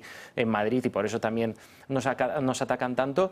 Y claro, es algo totalmente incomprensible, ¿no? Y todo con la única finalidad de que Pedro Sánchez siga en el poder. ¿Y sabes cuál es la pena que me da Xavier en este caso? Es que le veo capaz de absolutamente todo para aguantar los próximos 3 años, y todavía estamos por ver lo que va a hacer, y como lo ha dicho Manuel, el siguiente paso, y lo será, igual que lo negó con la amnistía y dice que es inconstitucional, será el referéndum. Eso no es, perdón. Iba a decir que el independentismo estaba muy menguado, pero lo ha rehabilitado Sánchez por los 7 votos. Estaba muy menguado, en todas las elecciones estaban perdiendo. Lo de Puigdemont era un tema ya aislado, y lo ha puesto de protagonista Sánchez por los 7 votos y por mandar a negociar de una manera vergonzosa y humillante para el país a su segundo del partido con un observador internacional que le pusieron de adorno a esas negociaciones. O sea, es rehabilitado este independentismo. Está claro. Bueno, vamos a hablar de la reducción de jornada. La reducción de jornada es algo que pretende Yolanda Díaz, que debe tener una sensación de florero horrorosa y debe querer pasar a la historia por algo que ha trasladado bueno, en teoría, para los trabajadores. La ministra de Trabajo y vicepresidenta propone 37 horas y media. Quédense con ese dato. Oficialmente ahora estamos trabajando 40 horas a la semana, aunque la realidad es que trabajamos 36,2. Eso dicho por quien lo ha medido, y yo me fío de su criterio. Bueno, ante eso yo me quedo un poco a cuadros por las respuestas de los señores de la política relevantes. Por ejemplo, Feijóo se va a una entrevista a Vanity Fair y dice: che, tengo la solución. Vamos a trabajar 4 días, 9 horas. Pero hombre, machote, ¿tenemos algo de cálculo en la cabeza aún o no? 36 horas. 9 por 4, Alberto, 36. O sea que lo que tú propones es peor para las empresas pequeñas y medianas que incluso que lo que propone Yolanda Díaz. Bueno, sale Ayuso pues, aguantar el chaparrón, dice lo que piensa de la reducción de jornada, luego resulta que Feijóo recula, pero mano en tropo, ¿verdad? Que no se note mucho, y al final acaba metiéndose en este zarzal de gente que necesita calculadora para operaciones bastante sencillas, Pachi López, y al final esto es un desconcierto descomunal. Véanlo. La reducción de la jornada laboral, una medida planteada por Yolanda Díaz, a la que ahora también se ha sumado Feijóo, pero con sus propias medidas. El líder de los populares ha abierto la puerta a que podamos trabajar alguna vez 9 horas al día durante 4 días a la semana. Incluso confirmó que trataría estas reivindicaciones con los sindicatos y la patronal. ¿Podemos trabajar 9 horas 4 días a la semana? ¿Podemos trabajar 9 horas y media, 4 días a la semana? Yo no, no sé usted. Bueno, es evidente que en este programa no, y en muchos sectores productivos no sería posible, pero a lo mejor en algunos sectores productivos es posible. Con esta propuesta de Feijóo trabajaríamos 36 horas a la semana, incluso menos que lo que propone Yolanda Díaz, que quiere reducir la jornada a 37 horas y media con o sin acuerdo de la patronal. Algo que ha sido criticado por el propio Partido Popular, por lo que resulta poco comprensible las declaraciones de Feijóo hablando de conciliación y de reducción de la jornada laboral. Aún así, los populares han registrado este martes su proposición de ley sobre conciliación, una propuesta en la que se incluye una jornada laboral flexible y la creación de bancos de horas para que los trabajadores puedan usar en función de sus necesidades. Desde el PSOE han criticado esta propuesta y dice Patxi López que con ella a los trabajadores les sale casi a deber. 4 días sí, pero trabajando 9 horas y media. Es decir, que a los trabajadores con su propuesta casi les sale a deber. Nosotros nos preguntamos si en el Congreso saben hacer cuentas. En cualquier caso, los populares, contentos con su proposición de ley sobre conciliación, exigen al Gobierno que no la guarden en el congelador de Armengol. Al Partido Socialista que no trapichee parlamentariamente con los trámites para impedir que mayorías alternativas a la del PSOE aprueben leyes. Don Manuel Pino, pues estamos mira, perdidos. El tema de la jornada es verdad que está en 40 horas semanales y es verdad que existen convenios colectivos sectoriales que, fruto del diálogo social, tiene reducida la jornada anual, que estaba en 1.800 horas y algunos tienen menos horas y tal, en algunos sectores concretos. Y eso, ¿qué pasa? Que eso está, por la Constitución, esa labor está destinada a lo que es el diálogo social y a la negociación colectiva. Pero ¿qué nos encontramos aquí? Con una ministra que es un aparato de propaganda permanente y ella quiere ser la campeona de los derechos sociales por decretos, leyes, la mayoría, porque los acuerdos que ha presentado últimamente son todos acuerdos con los sindicatos de parte, que los tiene todos los días de romería en el Ministerio para buenas prebendas que le han dado, entre ellos 100 millones para adaptar climatológicamente sus sedes, de los fondos estos que han llegado europeos, ¿no? Entonces los tiene allí dándole todos los días que verla. Entonces quieren un aparato de publicidad en la que diga, hemos conseguido, este gobierno ha conseguido rebajar la jornada a 37,5 horas. No cuenta que tampoco en el Parlamento hoy tiene mayoría suficiente para sacar ese decreto convalidado adelante, pero ella está decidida a hacerlo por un decreto más y lo va a hacer por decreto ley y le animan los sindicatos. Lo dijo ayer, me parece, en la fiesta o el domingo, en la fiesta del Partido Comunista, donde tenía los 2 sindicatos pendientes aquí en Madrid, ¿no? Entonces todo es propaganda. Nosotros hemos subido el salario mínimo, nosotros tal, pero claro, han dejado a muchos sectores y al empleo muy tocado porque ha incrementado los costes empresariales muchísimo, ¿no? O sea, quieren hacer reducción de horas, pero no quieren reducir salarios. Quieren hacer, pero no quieren comprometerse con la productividad y combatir las tensiones, el abstencionismo que tienen hoy día las empresas españolas. O sea, ellos quieren eso para la propaganda y para la publicidad, 37 horas y media, y como le dan papeles para que lo repita, pues están todos en esa órbita. Yo creo que esto tiene que reconducirse y oye, que tiene que ir al diálogo social, que es donde está el tema. Y lo tienen que negociar los convenios colectivos, porque en la mesa de los convenios colectivos es de lo que se habla de la jornada, se habla del salario, se habla de los permisos, se habla de todo lo que es la vida laboral de un sector, que lo conocen mejor que la señora Yolanda Díaz, que es verdad que es abogada laboralista y tal, pero está en un aparato de propaganda muy ideologizada.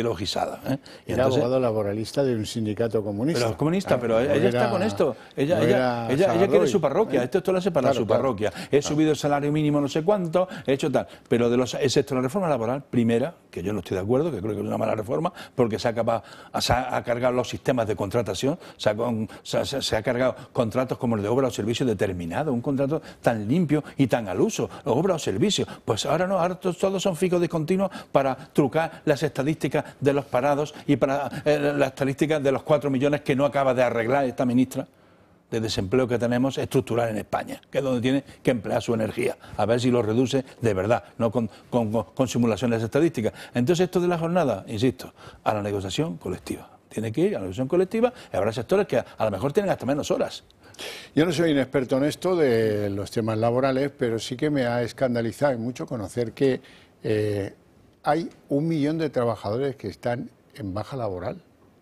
Pero de forma hay muchísimo sentismo, Javier, muchísimo sentismo, y es preocupante también por el coste que eso trae para las empresas y para el Estado, por las prestaciones de baja por incapacidad. Y además, también mencionándolo aquí, el tema de los fijos discontinuos, que realmente pueden estar parados durante 9 meses y trabajar 3, y yo creo que son personas que, bueno, pues que no recogen las estadísticas y luego el gobierno dice que que vamos como un cohete, ¿no? Y Yolanda Díaz, por supuesto, estas declaraciones las hace en el Congreso del Partido Comunista, además rodeado de los sindicatos de los sindicatos que, bueno, pues que la apoyan en todo lo que dice absolutamente, y sin contar, pues precisamente con ese diálogo social tan necesario, que yo creo que es lo que hay que hacer en este caso. Y Yolanda Díaz no puede salir a decir que, bueno, pues que ella está negociando, que ella puede llegar a un acuerdo, pero que si no, le da igual. Es decir, no le importa, que ella lo va a imponer, que da igual, que yo dialogo un montón, pero claro, yo voy a defender lo mío, tú no vas a ceder, por supuesto, porque lo mío es imposible, pues por tanto yo te lo impongo, y me da igual, ya lo hizo con el salario mínimo, ahora lo volverá a hacer con la jornada, con la reducción de la jornada, y que yo creo que está claro que ellos, pues la empresa, que son precisamente lo que generan pues ese empleo tan necesario en nuestro país, pues no le gusta, y por eso lo frían a impuestos, y por eso nos suben los impuestos a todos y a los empresarios. Y también, pues, por supuesto, en este caso, ellos no piensan en el bienestar de nuestro país y lo van atacando en el día a día. O sea, yo creo que lo de las 37 horas y media es puro populismo, porque en muchas empresas se trabaja mucho menos, o sea, se trabajan menos de 37 horas y media. Y yo creo que este tema se tiene que negociar pues dependiendo del sector. Aquí, pues a lo mejor se podría hacer, en otros sectores a lo mejor no se podría reducir de la misma manera. O sea, yo creo que eso es tan importante, que se negocie y que haya un diálogo social para poder llegar a un acuerdo, pero que no es lo mismo en un lado que en otro. Bueno, alguno sacará conclusiones, igual se equivocan, los mal pensados, pero escuchando esto que van a oír a continuación de Óscar Puente, uno podría pensar, pues no va a haber elecciones. Yo no lo sé, me limito a contar qué dice Puente, Óscarín, que se han acabado los bonos gratuitos para los trenes de cercanías y de media distancia. Apoyo en el billete, sobre todo pensando en bonos sociales, abonos recurrentes. Es decir, yo creo que más progresivo. Más progresivo, una política de precios que tenga más que ver con el tipo de usuario. Por ejemplo, estamos pensando en una forma de pago a mes vencido. En función del número de usos que hayas hecho, el precio será más barato. Es decir, el usuario recurrente tendrá un precio mucho mejor, a lo mejor similar al que tiene en este momento como consecuencia de la gratuidad, y el usuario ocasional tendrá un precio no tan ventajoso, ¿no? Yo creo que es donde hay que trabajar, pero insisto. Les ha dado un disgustazo a muchos oyentes ahora mismo. El ministro de Transportes aboga por no renovar la gratuidad total de estos abonos. Bueno, pero estoy explicando las razones, ¿no? Y que te veo venir. Bueno, ¿y en el PSOE qué pasa? Hay congreso a finales de noviembre. Esto está ya al caer. Pues en el PSOE lo que pasa es que no quieren decirnos cuántos avales tiene Pedro Sánchez, y sí que sabemos ya que hay algunos que no les van a dar sus avales. Por ejemplo, los que dependen de Javier Lambán y los que dependen de Emiliano García Paje. Sánchez volvió este lunes a pasar lista entre los suyos y, como era de esperar, logró los avales necesarios para ser reelegido secretario general del PSOE en el próximo Congreso Federal, que se celebrará en Sevilla. Lo de este lunes fue un mero trámite, ya que Sánchez no tenía rival y su reelección estaba garantizada. Sin embargo, el partido oculta el número exacto de avales conseguidos. Los socialistas únicamente detallan que Sánchez ha obtenido más del 6% del censo, pero desconocemos el total de militantes y simpatizantes que han votado a favor. Quienes evitaron hacerlo fueron los varones Emiliano García Paje y Javier Lambán, ambos muy críticos con el rumbo que ha tomado en los últimos meses la dirección del partido. Concluida la recogida de avales, comienza ahora la cuenta atrás para la celebración del Congreso Federal en Sevilla, que se celebrará los días 29 y 30 de noviembre y 1 de diciembre. Y todo ello en medio de las críticas de muchos líderes territoriales a la ley de amnistía o al cupo catalán. Son inevitables también los cambios que tiene que hacer Sánchez en la dirección y en los liderazgos territoriales del partido, que se producirán con la salida de la vicepresidenta tercera, Teresa Rivera. De momento, todos son especulaciones y Sánchez guarda silencio. Jordanov quería hacer un comentario sobre el tema anterior. Adelante. Bueno, referente a Óscar Puente, yo lo primero que tengo que decir que es uno de los peores ministros que ha tenido, y mira que es difícil, es muy difícil, pero yo creo que es uno de los peores ministros que ha tenido el gobierno de Pedro Sánchez, y en este caso se pone a hablar de gratuidad, de los trenes, de precios y demás, cuando por ejemplo en la Comunidad de Madrid pues el transporte público ya está subvencionado al 70%, pero el problema principal de Óscar Puente no son lo que cuestan los trenes, es que cada vez los usuarios cogen menos, por ejemplo los trenes de cercanía. ¿Sabes que ha perdido 1 millón de usuarios los trenes de cercanías en Madrid? ¿Por qué? Porque la gente cuando coge el tren no sabe si va a llegar a trabajar. Y quiere seguridad. El otro día en Madrid de 12 líneas del tren de cercanías, 10 líneas estaban estropeadas. A primera hora, hora punta de Madrid, y tú sabes lo que supone eso para la Comunidad de Madrid y para toda la región, 10 líneas estropeadas, 0 inversiones de cercanías de Madrid. Todas las mañanas la gente se levanta sin saber si va a llegar a trabajar, y eso es gracias a Óscar Puente, y eso es gracias al gobierno de Pedro Sánchez, y es lo que tiene que hacer. No sabe gestionar, este señor no sabe gestionar el transporte en ningún lado, ya lo estamos viendo también en la alta velocidad, que está teniendo muchísimos problemas. Vemos gente que tienen que romper las ventanillas de los trenes para salir a andar por el andén en las situaciones que se encuentran a veces inhumanas, ¿no? Pues esa es la gestión de Óscar Puente y eso es lo que tenemos que denunciar, y la verdad es que a mí me parece un señor que tiene que dimitir cuanto antes. Bueno, el PSOE. Bueno, pues el Partido Socialista tendrá candidato único y a pesar de la voz discrepante y de los gestos coherentes de Lambán, porque ha tenido gestos coherentes, no ha votado en el Senado, ha tomado una resolución, la Junta Directiva Regional del partido en Aragón, oponiéndose al sistema de financiación singular, y ha tenido la valentía de acordarlo, levantar un acta, firmarlo como Partido Socialista de Aragón.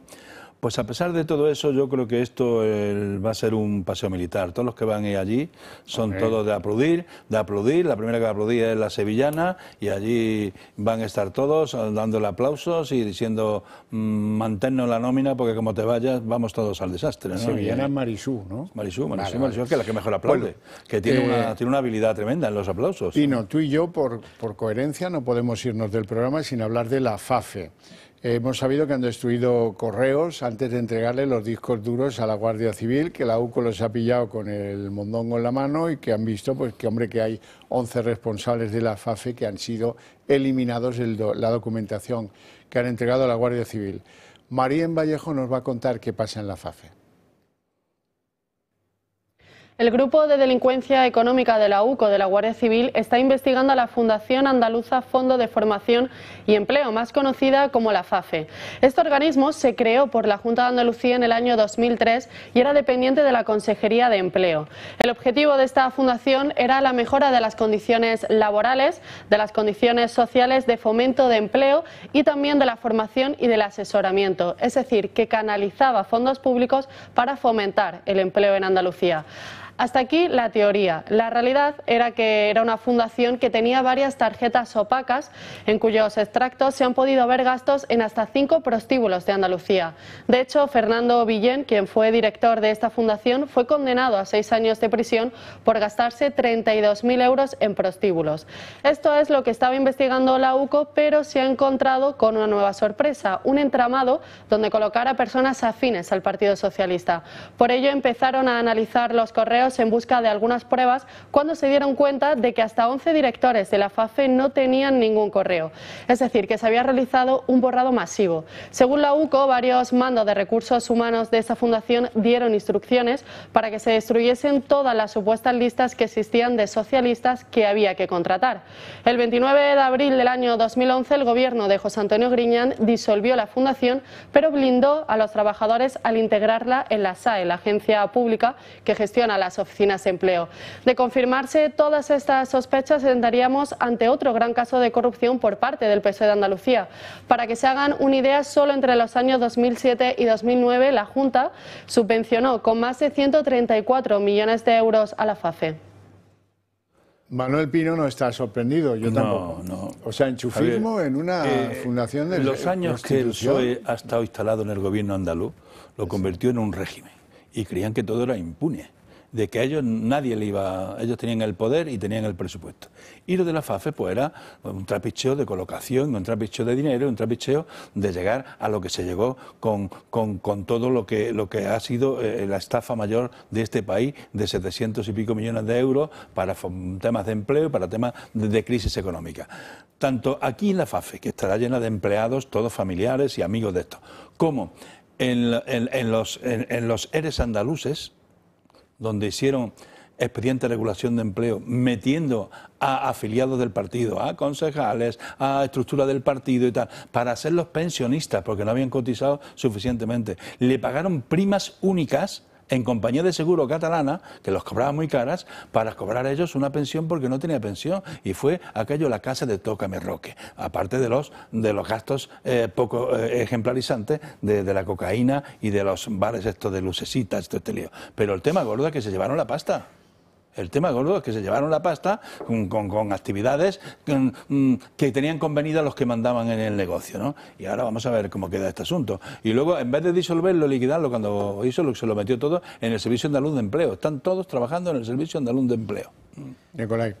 Hemos visto cómo el PSOE en Andalucía creía que esto era su cortijo en muchos aspectos, y tú has destacado algunos, Manuel, pues colocando en este caso cargos del Partido Socialista en determinadas responsabilidades, pero lo peor de todo es que esto pasó hace unos cuantos años. Por supuesto hay que investigarlo, es el mayor caso de corrupción de nuestro país, todo lo que ha sufrido Andalucía gracias al Partido Socialista, pero es que hoy en día en el gobierno de España vemos cómo se colocan personas con el carné del PSOE en altos cargos institucionales. Y aún peor, vemos cómo amnistían a Chávez y a Griñán, que eran la cúpula de todo ese mecanismo oxidado por la corrupción. Totalmente, pero ¿eso a qué viene? Pues, por ejemplo, lo primero, ¿no? Exministros del Gobierno al Tribunal Constitucional. Radio y Televisión Española frente una afiliada. ¿Qué ha pasado con el Banco de España? Pues vamos a poner un exministro. La Fiscalía, pues lo mismo. O sea, esto pasa hoy en día. No hagas la relación, te lo pido por favor, porque estamos ya fuera de programa. Muchísimas gracias a vosotros por estar aquí conmigo, por vuestras opiniones, por apoyar al programa, y a ustedes por seguirlo. Les veo después de publicidad en El Día en 30 minutos.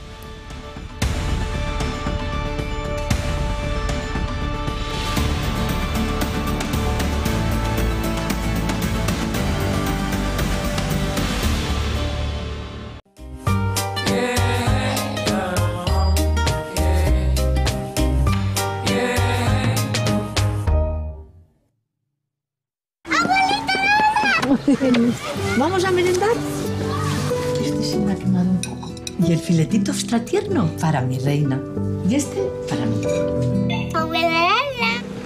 Vamos a contar el cuento de siempre. Super Mami. Sí, Super Mami. Había una vez la mujer más increíble del mundo. Y haría cualquier cosa para hacer feliz. ¿Sabes a quién? ¿No por dos? No, era lo que se llevaba. El Pozo Extratiernos. No hay ternura que perder. Una ventana que perdía calor, un termostato disparado y otra misión para el equipo ahorro de Naturgy. Reclam. Burlete. Cúter. Aislamiento check. Cada grado que bajas la calefacción es un 8% menos en la factura. Es el equipo ahorro. Te ayuda a ahorrar, sea cual sea tu energética. Encuéntralo en las redes sociales de Naturgy. Había una vez la mujer más increíble del mundo. Super Mami. Y haría cualquier cosa para hacer feliz. ¿Sabes a quién? El Pozo Extratiernos. No hay ternura que perder. Nuestra generación termina muchas conversaciones con eran otros tiempos. Pero en realidad, el mundo no ha cambiado tanto. Lo mueven las mismas cosas. Solo que ahora es la tecnología la que nos reconecta con lo que siempre nos ha hecho felices. Fundación Telefónica lanza Reconectados, un programa gratuito para la formación digital de personas mayores.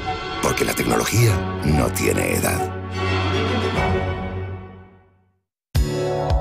¿Tiene usted problemas legales? En Durán y Durán Abogados le van a dar la solución que necesite. Miguel Durán y su amplio y profesional equipo de abogados pueden resolverle dudas, defenderle frente a demandas y denuncias de cualquier clase, asesorarle en todo tipo de contrataciones y hacérselo todo más fácil y sencillo. El trato que usted va a recibir será el mejor, el más cercano y atento a sus problemas. Siempre trabajan con presupuesto cerrado de antemano y con honorarios justos y equilibrados. No lo dude, los problemas legales son mucho más llevaderos si acude a Durán y Durán Abogados. Cuando descubres O2 y ves que sus tarifas han vuelto a mejorar, sientes la tranquilidad de haber elegido bien. O2, respira.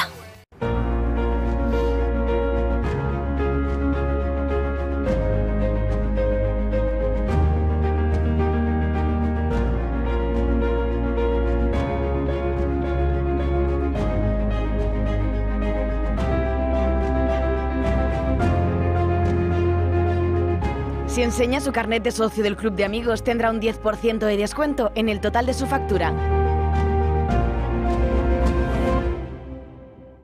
La actualidad internacional demanda que les contemos las noticias de la forma más seria posible. ¿O no? Tropiezos, confrontaciones y también alguna que otra celebración en Estados Unidos y también a su alrededor. Todos los hechos que suceden fuera de España con una mirada un pelín canalla. Y también con seriedad. De vez en cuando. Un repaso a todo lo que ocurre en nuestro mundo en 2 continentes. Morán Ópticos, tu óptica familiar de confianza. Con un gran equipo de profesionales ópticos optometristas, ofrecen a sus pacientes la mejor solución a su problema visual con ayuda de la mejor tecnología. Cuidamos de tu salud visual y auditiva. Además, cuenta con un gabinete audiológico cuyo objetivo es mejorar la comunicación y la calidad de vida de las personas con problemas de audición. Todos los socios del Club de Amigos tienen unas ventajas y descuentos sorprendentes. Ponte en contacto con Morán Ópticos, tu óptica de confianza. Te esperamos. ¿Gastas mucho en electricidad? Ahorra todo lo que quieras en tu factura de la luz con el autoconsumo remoto de Comunidad Solar. Te presentamos algo revolucionario, el autoconsumo remoto. Compra sus paneles solares en remoto y la energía que generen te la suministramos a 0 euros durante sus 30 años de vida. Has oído bien, tu energía a 0 euros durante 30 años. Es increíble, pero miles de miembros de Comunidad Solar pagan 0 euros por la electricidad. Compra ahora tus paneles remotos en comunidadsolar.es y súmate a la independencia energética. Antes los teléfonos tenían un solo uso, llamar y recibir llamadas. Era sencillo, nada complicado. Marcar, contestar, colgar y ya está. Pero en un abrir y cerrar de ojos, el teléfono se convirtió en móvil y el móvil se convirtió en una herramienta fundamental para arreglarnos la vida. ¡Madre mía!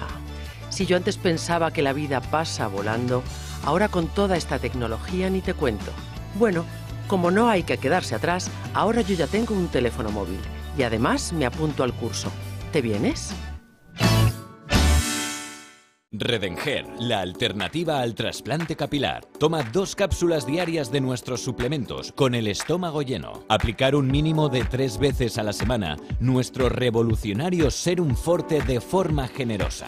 Después de cuidar el cabello, evita lavarlo con champús tradicionales, repletos de sulfatos, parabenos y derivados del petróleo. Nuestro exclusivo champú Redenher contiene ingredientes beneficiosos para tu pelo. Disponible en parafarmacias de El Corte Inglés. Redenher, la alternativa al trasplante capilar.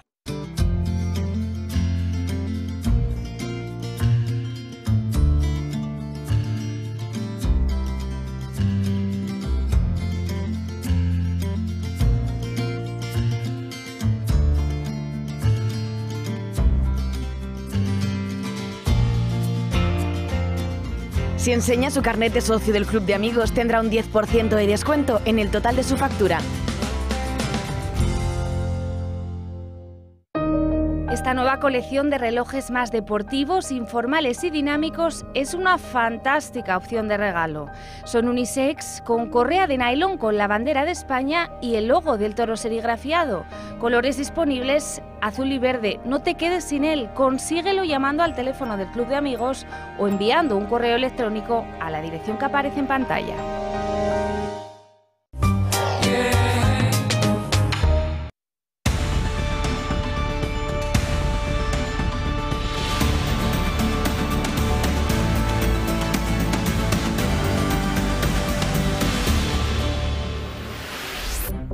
El día en 30 minutos. Esta tarde estamos asomados al abismo en todo el mundo, pero sobre todo en Europa y desde luego en Oriente Medio.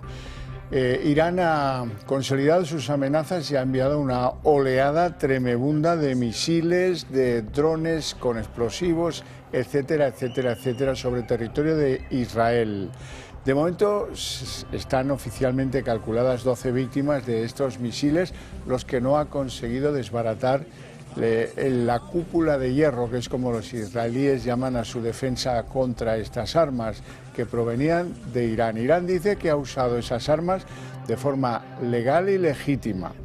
Eso entra en contradicción con lo que entendemos por esas dos palabras en Occidente. Mientras tanto, en Israel ha habido también la respuesta de Hezbollah, que ha sido un tiroteo en la ciudad de Tel Aviv, 9 víctimas mortales como poco, y también uno de los asaltantes presuntamente integrantes de Hezbollah.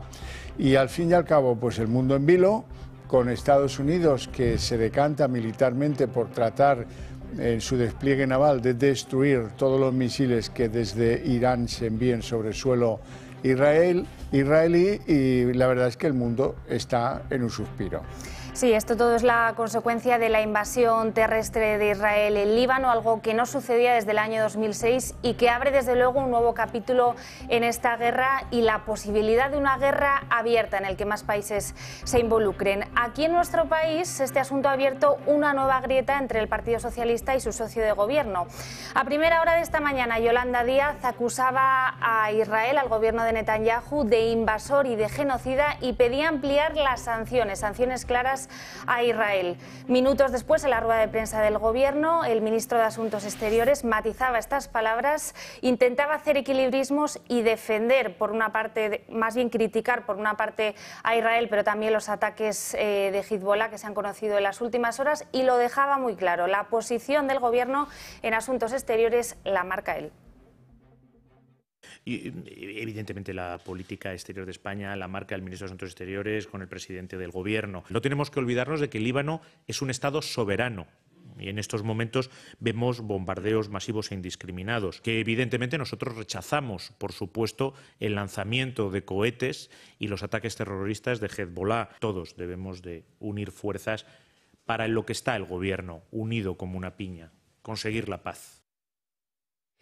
Si el gobierno está dividido en torno a la cuestión de la invasión israelí del Líbano y supongo que de lo que ha sucedido esta tarde con los misiles enviados desde Irán, también lo está el Partido Popular. Ayer el expresidente José María Aznar advertía que si Israel no gana, la próxima batalla será en las costas del sur de Europa. Aznar piensa que hay que tener claro estratégicamente dónde tenemos nuestras alianzas. Vamos a escuchar a Aznar. Si Israel fracasase en esa posición, habría zonas del mundo ya que estarían muy comprometidas.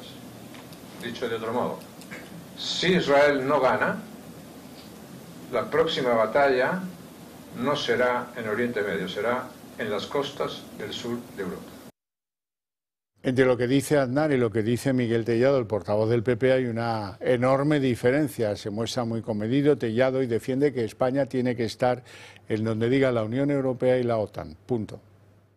Y novedades también sobre el máster de Begoña Gómez, porque hoy la Universidad Complutense ha hecho público que suspendió su cátedra al ver perjudicada su imagen y ante la escasa demanda de alumnos. Así consta la resolución de la Comisión de Formación Permanente de este centro educativo, envuelto en continuos escándalos por la financiación de la cátedra de la mujer del presidente. Gómez, recuerden que sigue al frente de otro máster en la Complutense que hoy ha inaugurado. Begoña Gómez reaparece a la espera de que la justicia decida si da carpetazo a la causa en la que el juez Peinado le sigue investigando. La mujer de Sánchez ha sido la protagonista de un acto público de uno de los másteres que aún codirige en la Universidad Complutense, en concreto el de la captación de fondos para las ONG. El acto ha sido celebrado además en el espacio del Caixa Forum de Madrid, perteneciente a la Fundación de la Caixa, y misma entidad que contribuyó junto a Reales Seguros a financiar con más de 100.000 euros su otro máster de la entidad. Hace apenas unas horas, la cadena Cadena SER reafirmaba la suspensión de la Cátedra de Transformación Social Competitiva de esta misma universidad. Dice su resolución de la Comisión de Formación Permanente que lo hacía por los prejuicios a la imagen de la institución, a su devaluación reputacional y también de su prestigio, y por la baja demanda e interés que su plan de estudios suscitaba en el alumnado. Begoña Gómez, que está siendo investigada por 2 presuntos delitos de tráfico de influencias y corrupción en los negocios, podría haber añadida a su causa nuevas diligencias por las que se le imputase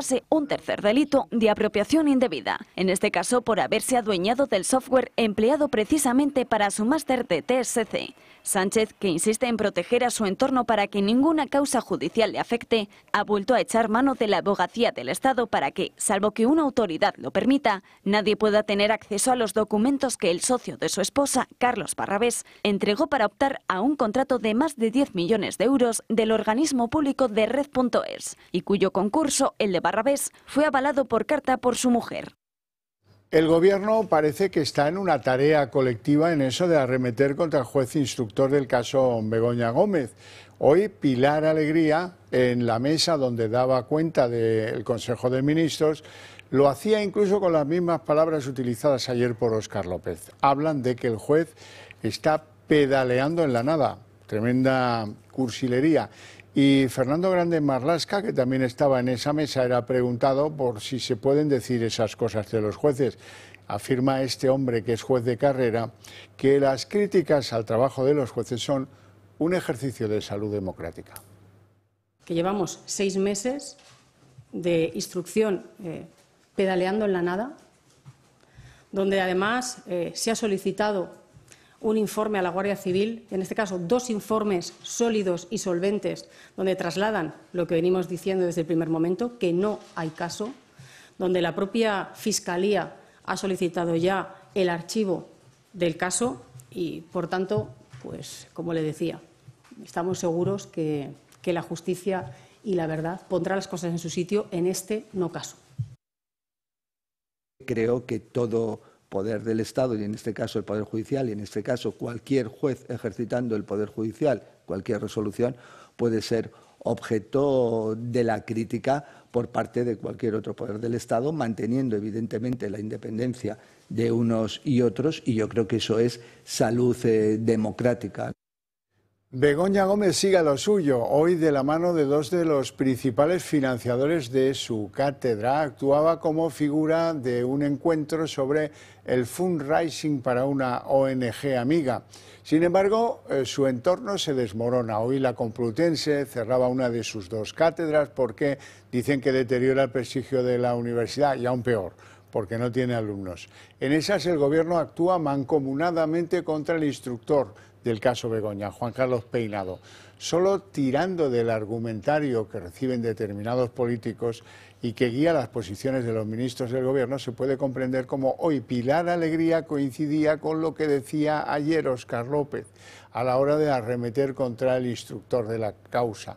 Incluso en los argumentarios tan poéticamente coordinados es imposible que se coincidan expresiones cursis al extremo como eso de lleva 6 meses pedaleando en la nada en referencia al juez. Tras el Consejo de Ministros le han preguntado a Grande Marlaska, que es juez de carrera, y este hombre todavía ha sido más poético. Dice que las decisiones judiciales se pueden criticar y eso demuestra la independencia entre los poderes del Estado y además eso es un símbolo de salud democrática. Otra visión insostenible. Cuando el Gobierno argumenta que se ha producido un acoso y derribo contra Pedro Sánchez, que por cierto no ha explicado aún nada de los negocios de su esposa, deberían ustedes pensar si el verdadero acoso y derribo no es el que los ministros aplican al juez Peinado. Y hoy se cumplen 7 años del referéndum ilegal del 1 de octubre y muchas cosas han cambiado desde entonces. El independentismo ha perdido músculo en las calles, con uno de sus líderes, Oriol Junqueras, inhabilitado, y otro, Carles Puigdemont, fugado de la justicia. Lo único que no ha permitido la muerte política de ambos dirigentes ha sido el propio Pedro Sánchez, cuya gobernabilidad está ahora mismo en manos independentistas.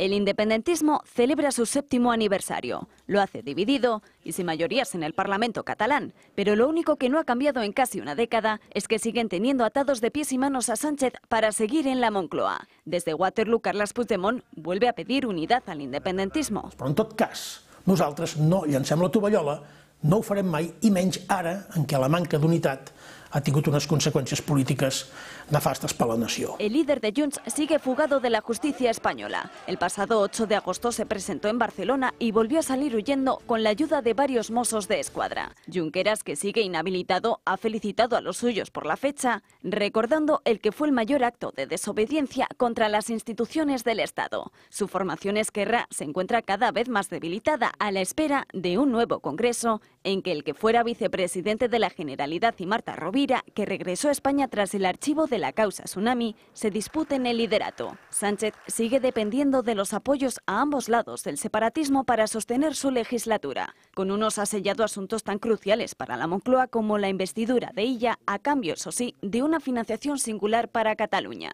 y con los otros, una ley de amnistía que exigen que se aplique, aunque para los tribunales quepan dudas sobre su constitucionalidad. La gestión de Rodalies o el ingreso mínimo vital, la desclasificación de informes del CNI sobre los atentados de 2017 o la Operación Cataluña son solo algunos de los pactos que Sánchez ha ido cediendo a la causa separatista en todos estos años. Ahora incluso la aprobación del techo de gasto depende también de sus apoyos, y ceder a una consulta secesionista claman porque sea el último paso. Puigdemont sigue en el trabajo de poner chinitas. Hoy le ha tocado a Salvador Illa, el actual presidente de la Generalitat. Dice que le llamó después del pleno de investidura de Illa como presidente el 8 de agosto, el mismo día en que reaparecía protegido por algunos en las calles de Barcelona. Lo más patético es la respuesta de la portavoz de la Generalitat, que dice son conversaciones privadas. Cuenta atrás para el Congreso Federal del PSOE, en el que Pedro Sánchez volverá a ser reelegido. El partido comunicó ayer que su secretario general ha logrado los avales necesarios, pero sin concretar el total de militantes y de simpatizantes que le han apoyado. Lambán y García Page decidieron no participar en este proceso.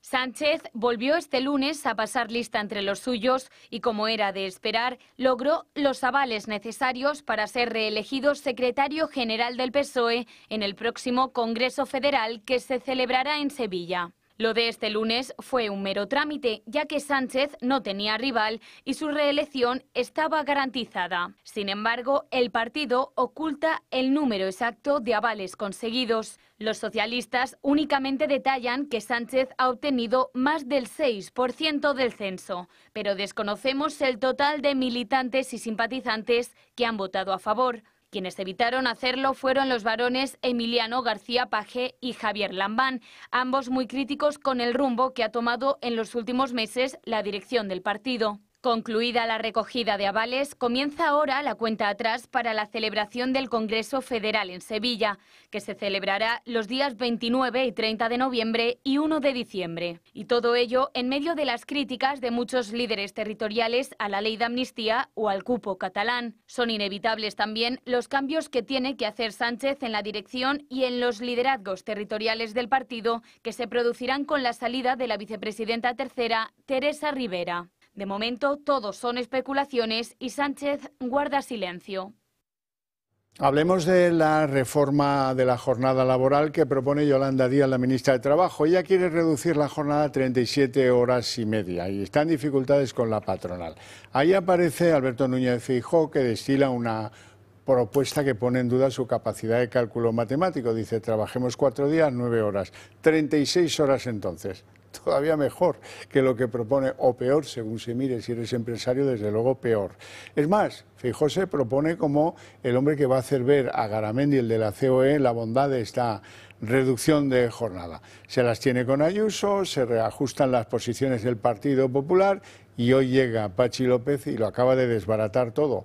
Demuestra que tampoco domina el cálculo y se ha puesto a echar cuentas. La reducción de la jornada laboral, una medida planteada por Yolanda Díaz, a la que ahora también se ha sumado Feijóo, pero con sus propias medidas. El líder de los populares ha abierto la puerta a que podamos trabajar alguna vez 9 horas al día durante 4 días a la semana. Incluso confirmó que trataría estas reivindicaciones con los sindicatos y la patronal. ¿Podemos trabajar 9 horas 4 días a la semana? ¿Podemos trabajar 9 horas y media 4 días a la semana? Yo no sé usted. Bueno, es evidente que en este programa no, y en muchos sectores productivos no sería posible, pero a lo mejor en algunos sectores productivos es posible.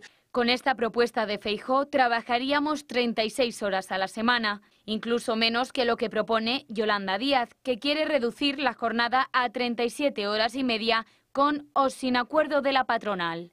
Algo que ha sido criticado por el propio Partido Popular, por lo que resulta poco comprensible las declaraciones de Feijóo hablando de conciliación y de reducción de la jornada laboral. Aún así, los populares han registrado este martes su proposición de ley sobre conciliación, una propuesta en la que se incluye una jornada laboral flexible y la creación de bancos de horas para que los trabajadores puedan usar en función de sus necesidades. Desde el PSOE han criticado esta propuesta y dice Patxi López que con ella a los trabajadores les sale casi a deber. 4 días sí, pero trabajando 9 horas y media.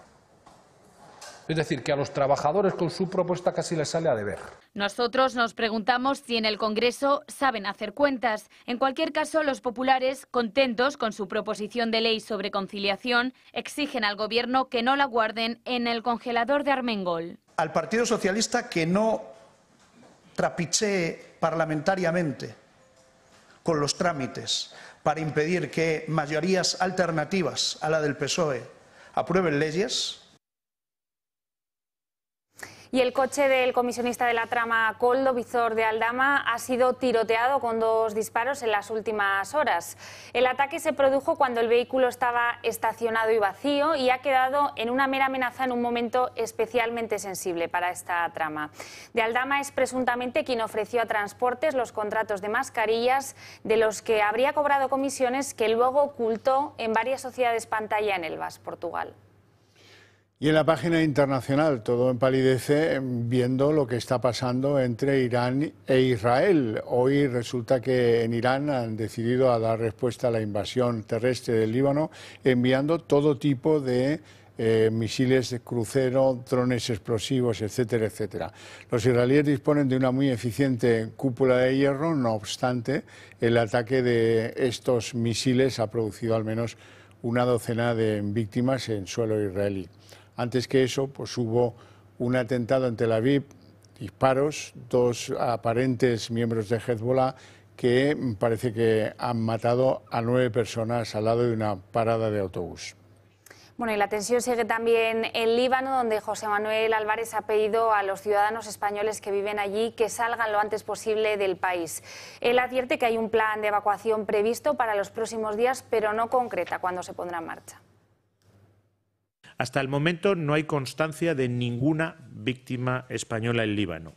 Tenemos contabilizados en nuestro registro consular algo más de 1000 españoles. Pedimos a los españoles que abandonen el país por los medios comerciales aún existentes. Hay todavía una compañía aérea que tiene 3 vuelos semanales a Madrid y hay posibilidad también de salida marítima a Chipre, a Turquía y a Grecia desde Líbano.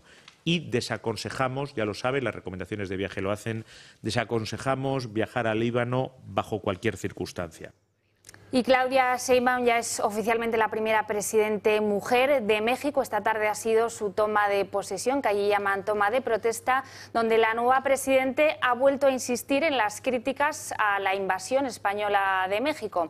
También ha dicho que continuará con las polémicas reformas de su predecesor, entre ellas esa reforma tan polémica del Poder Judicial.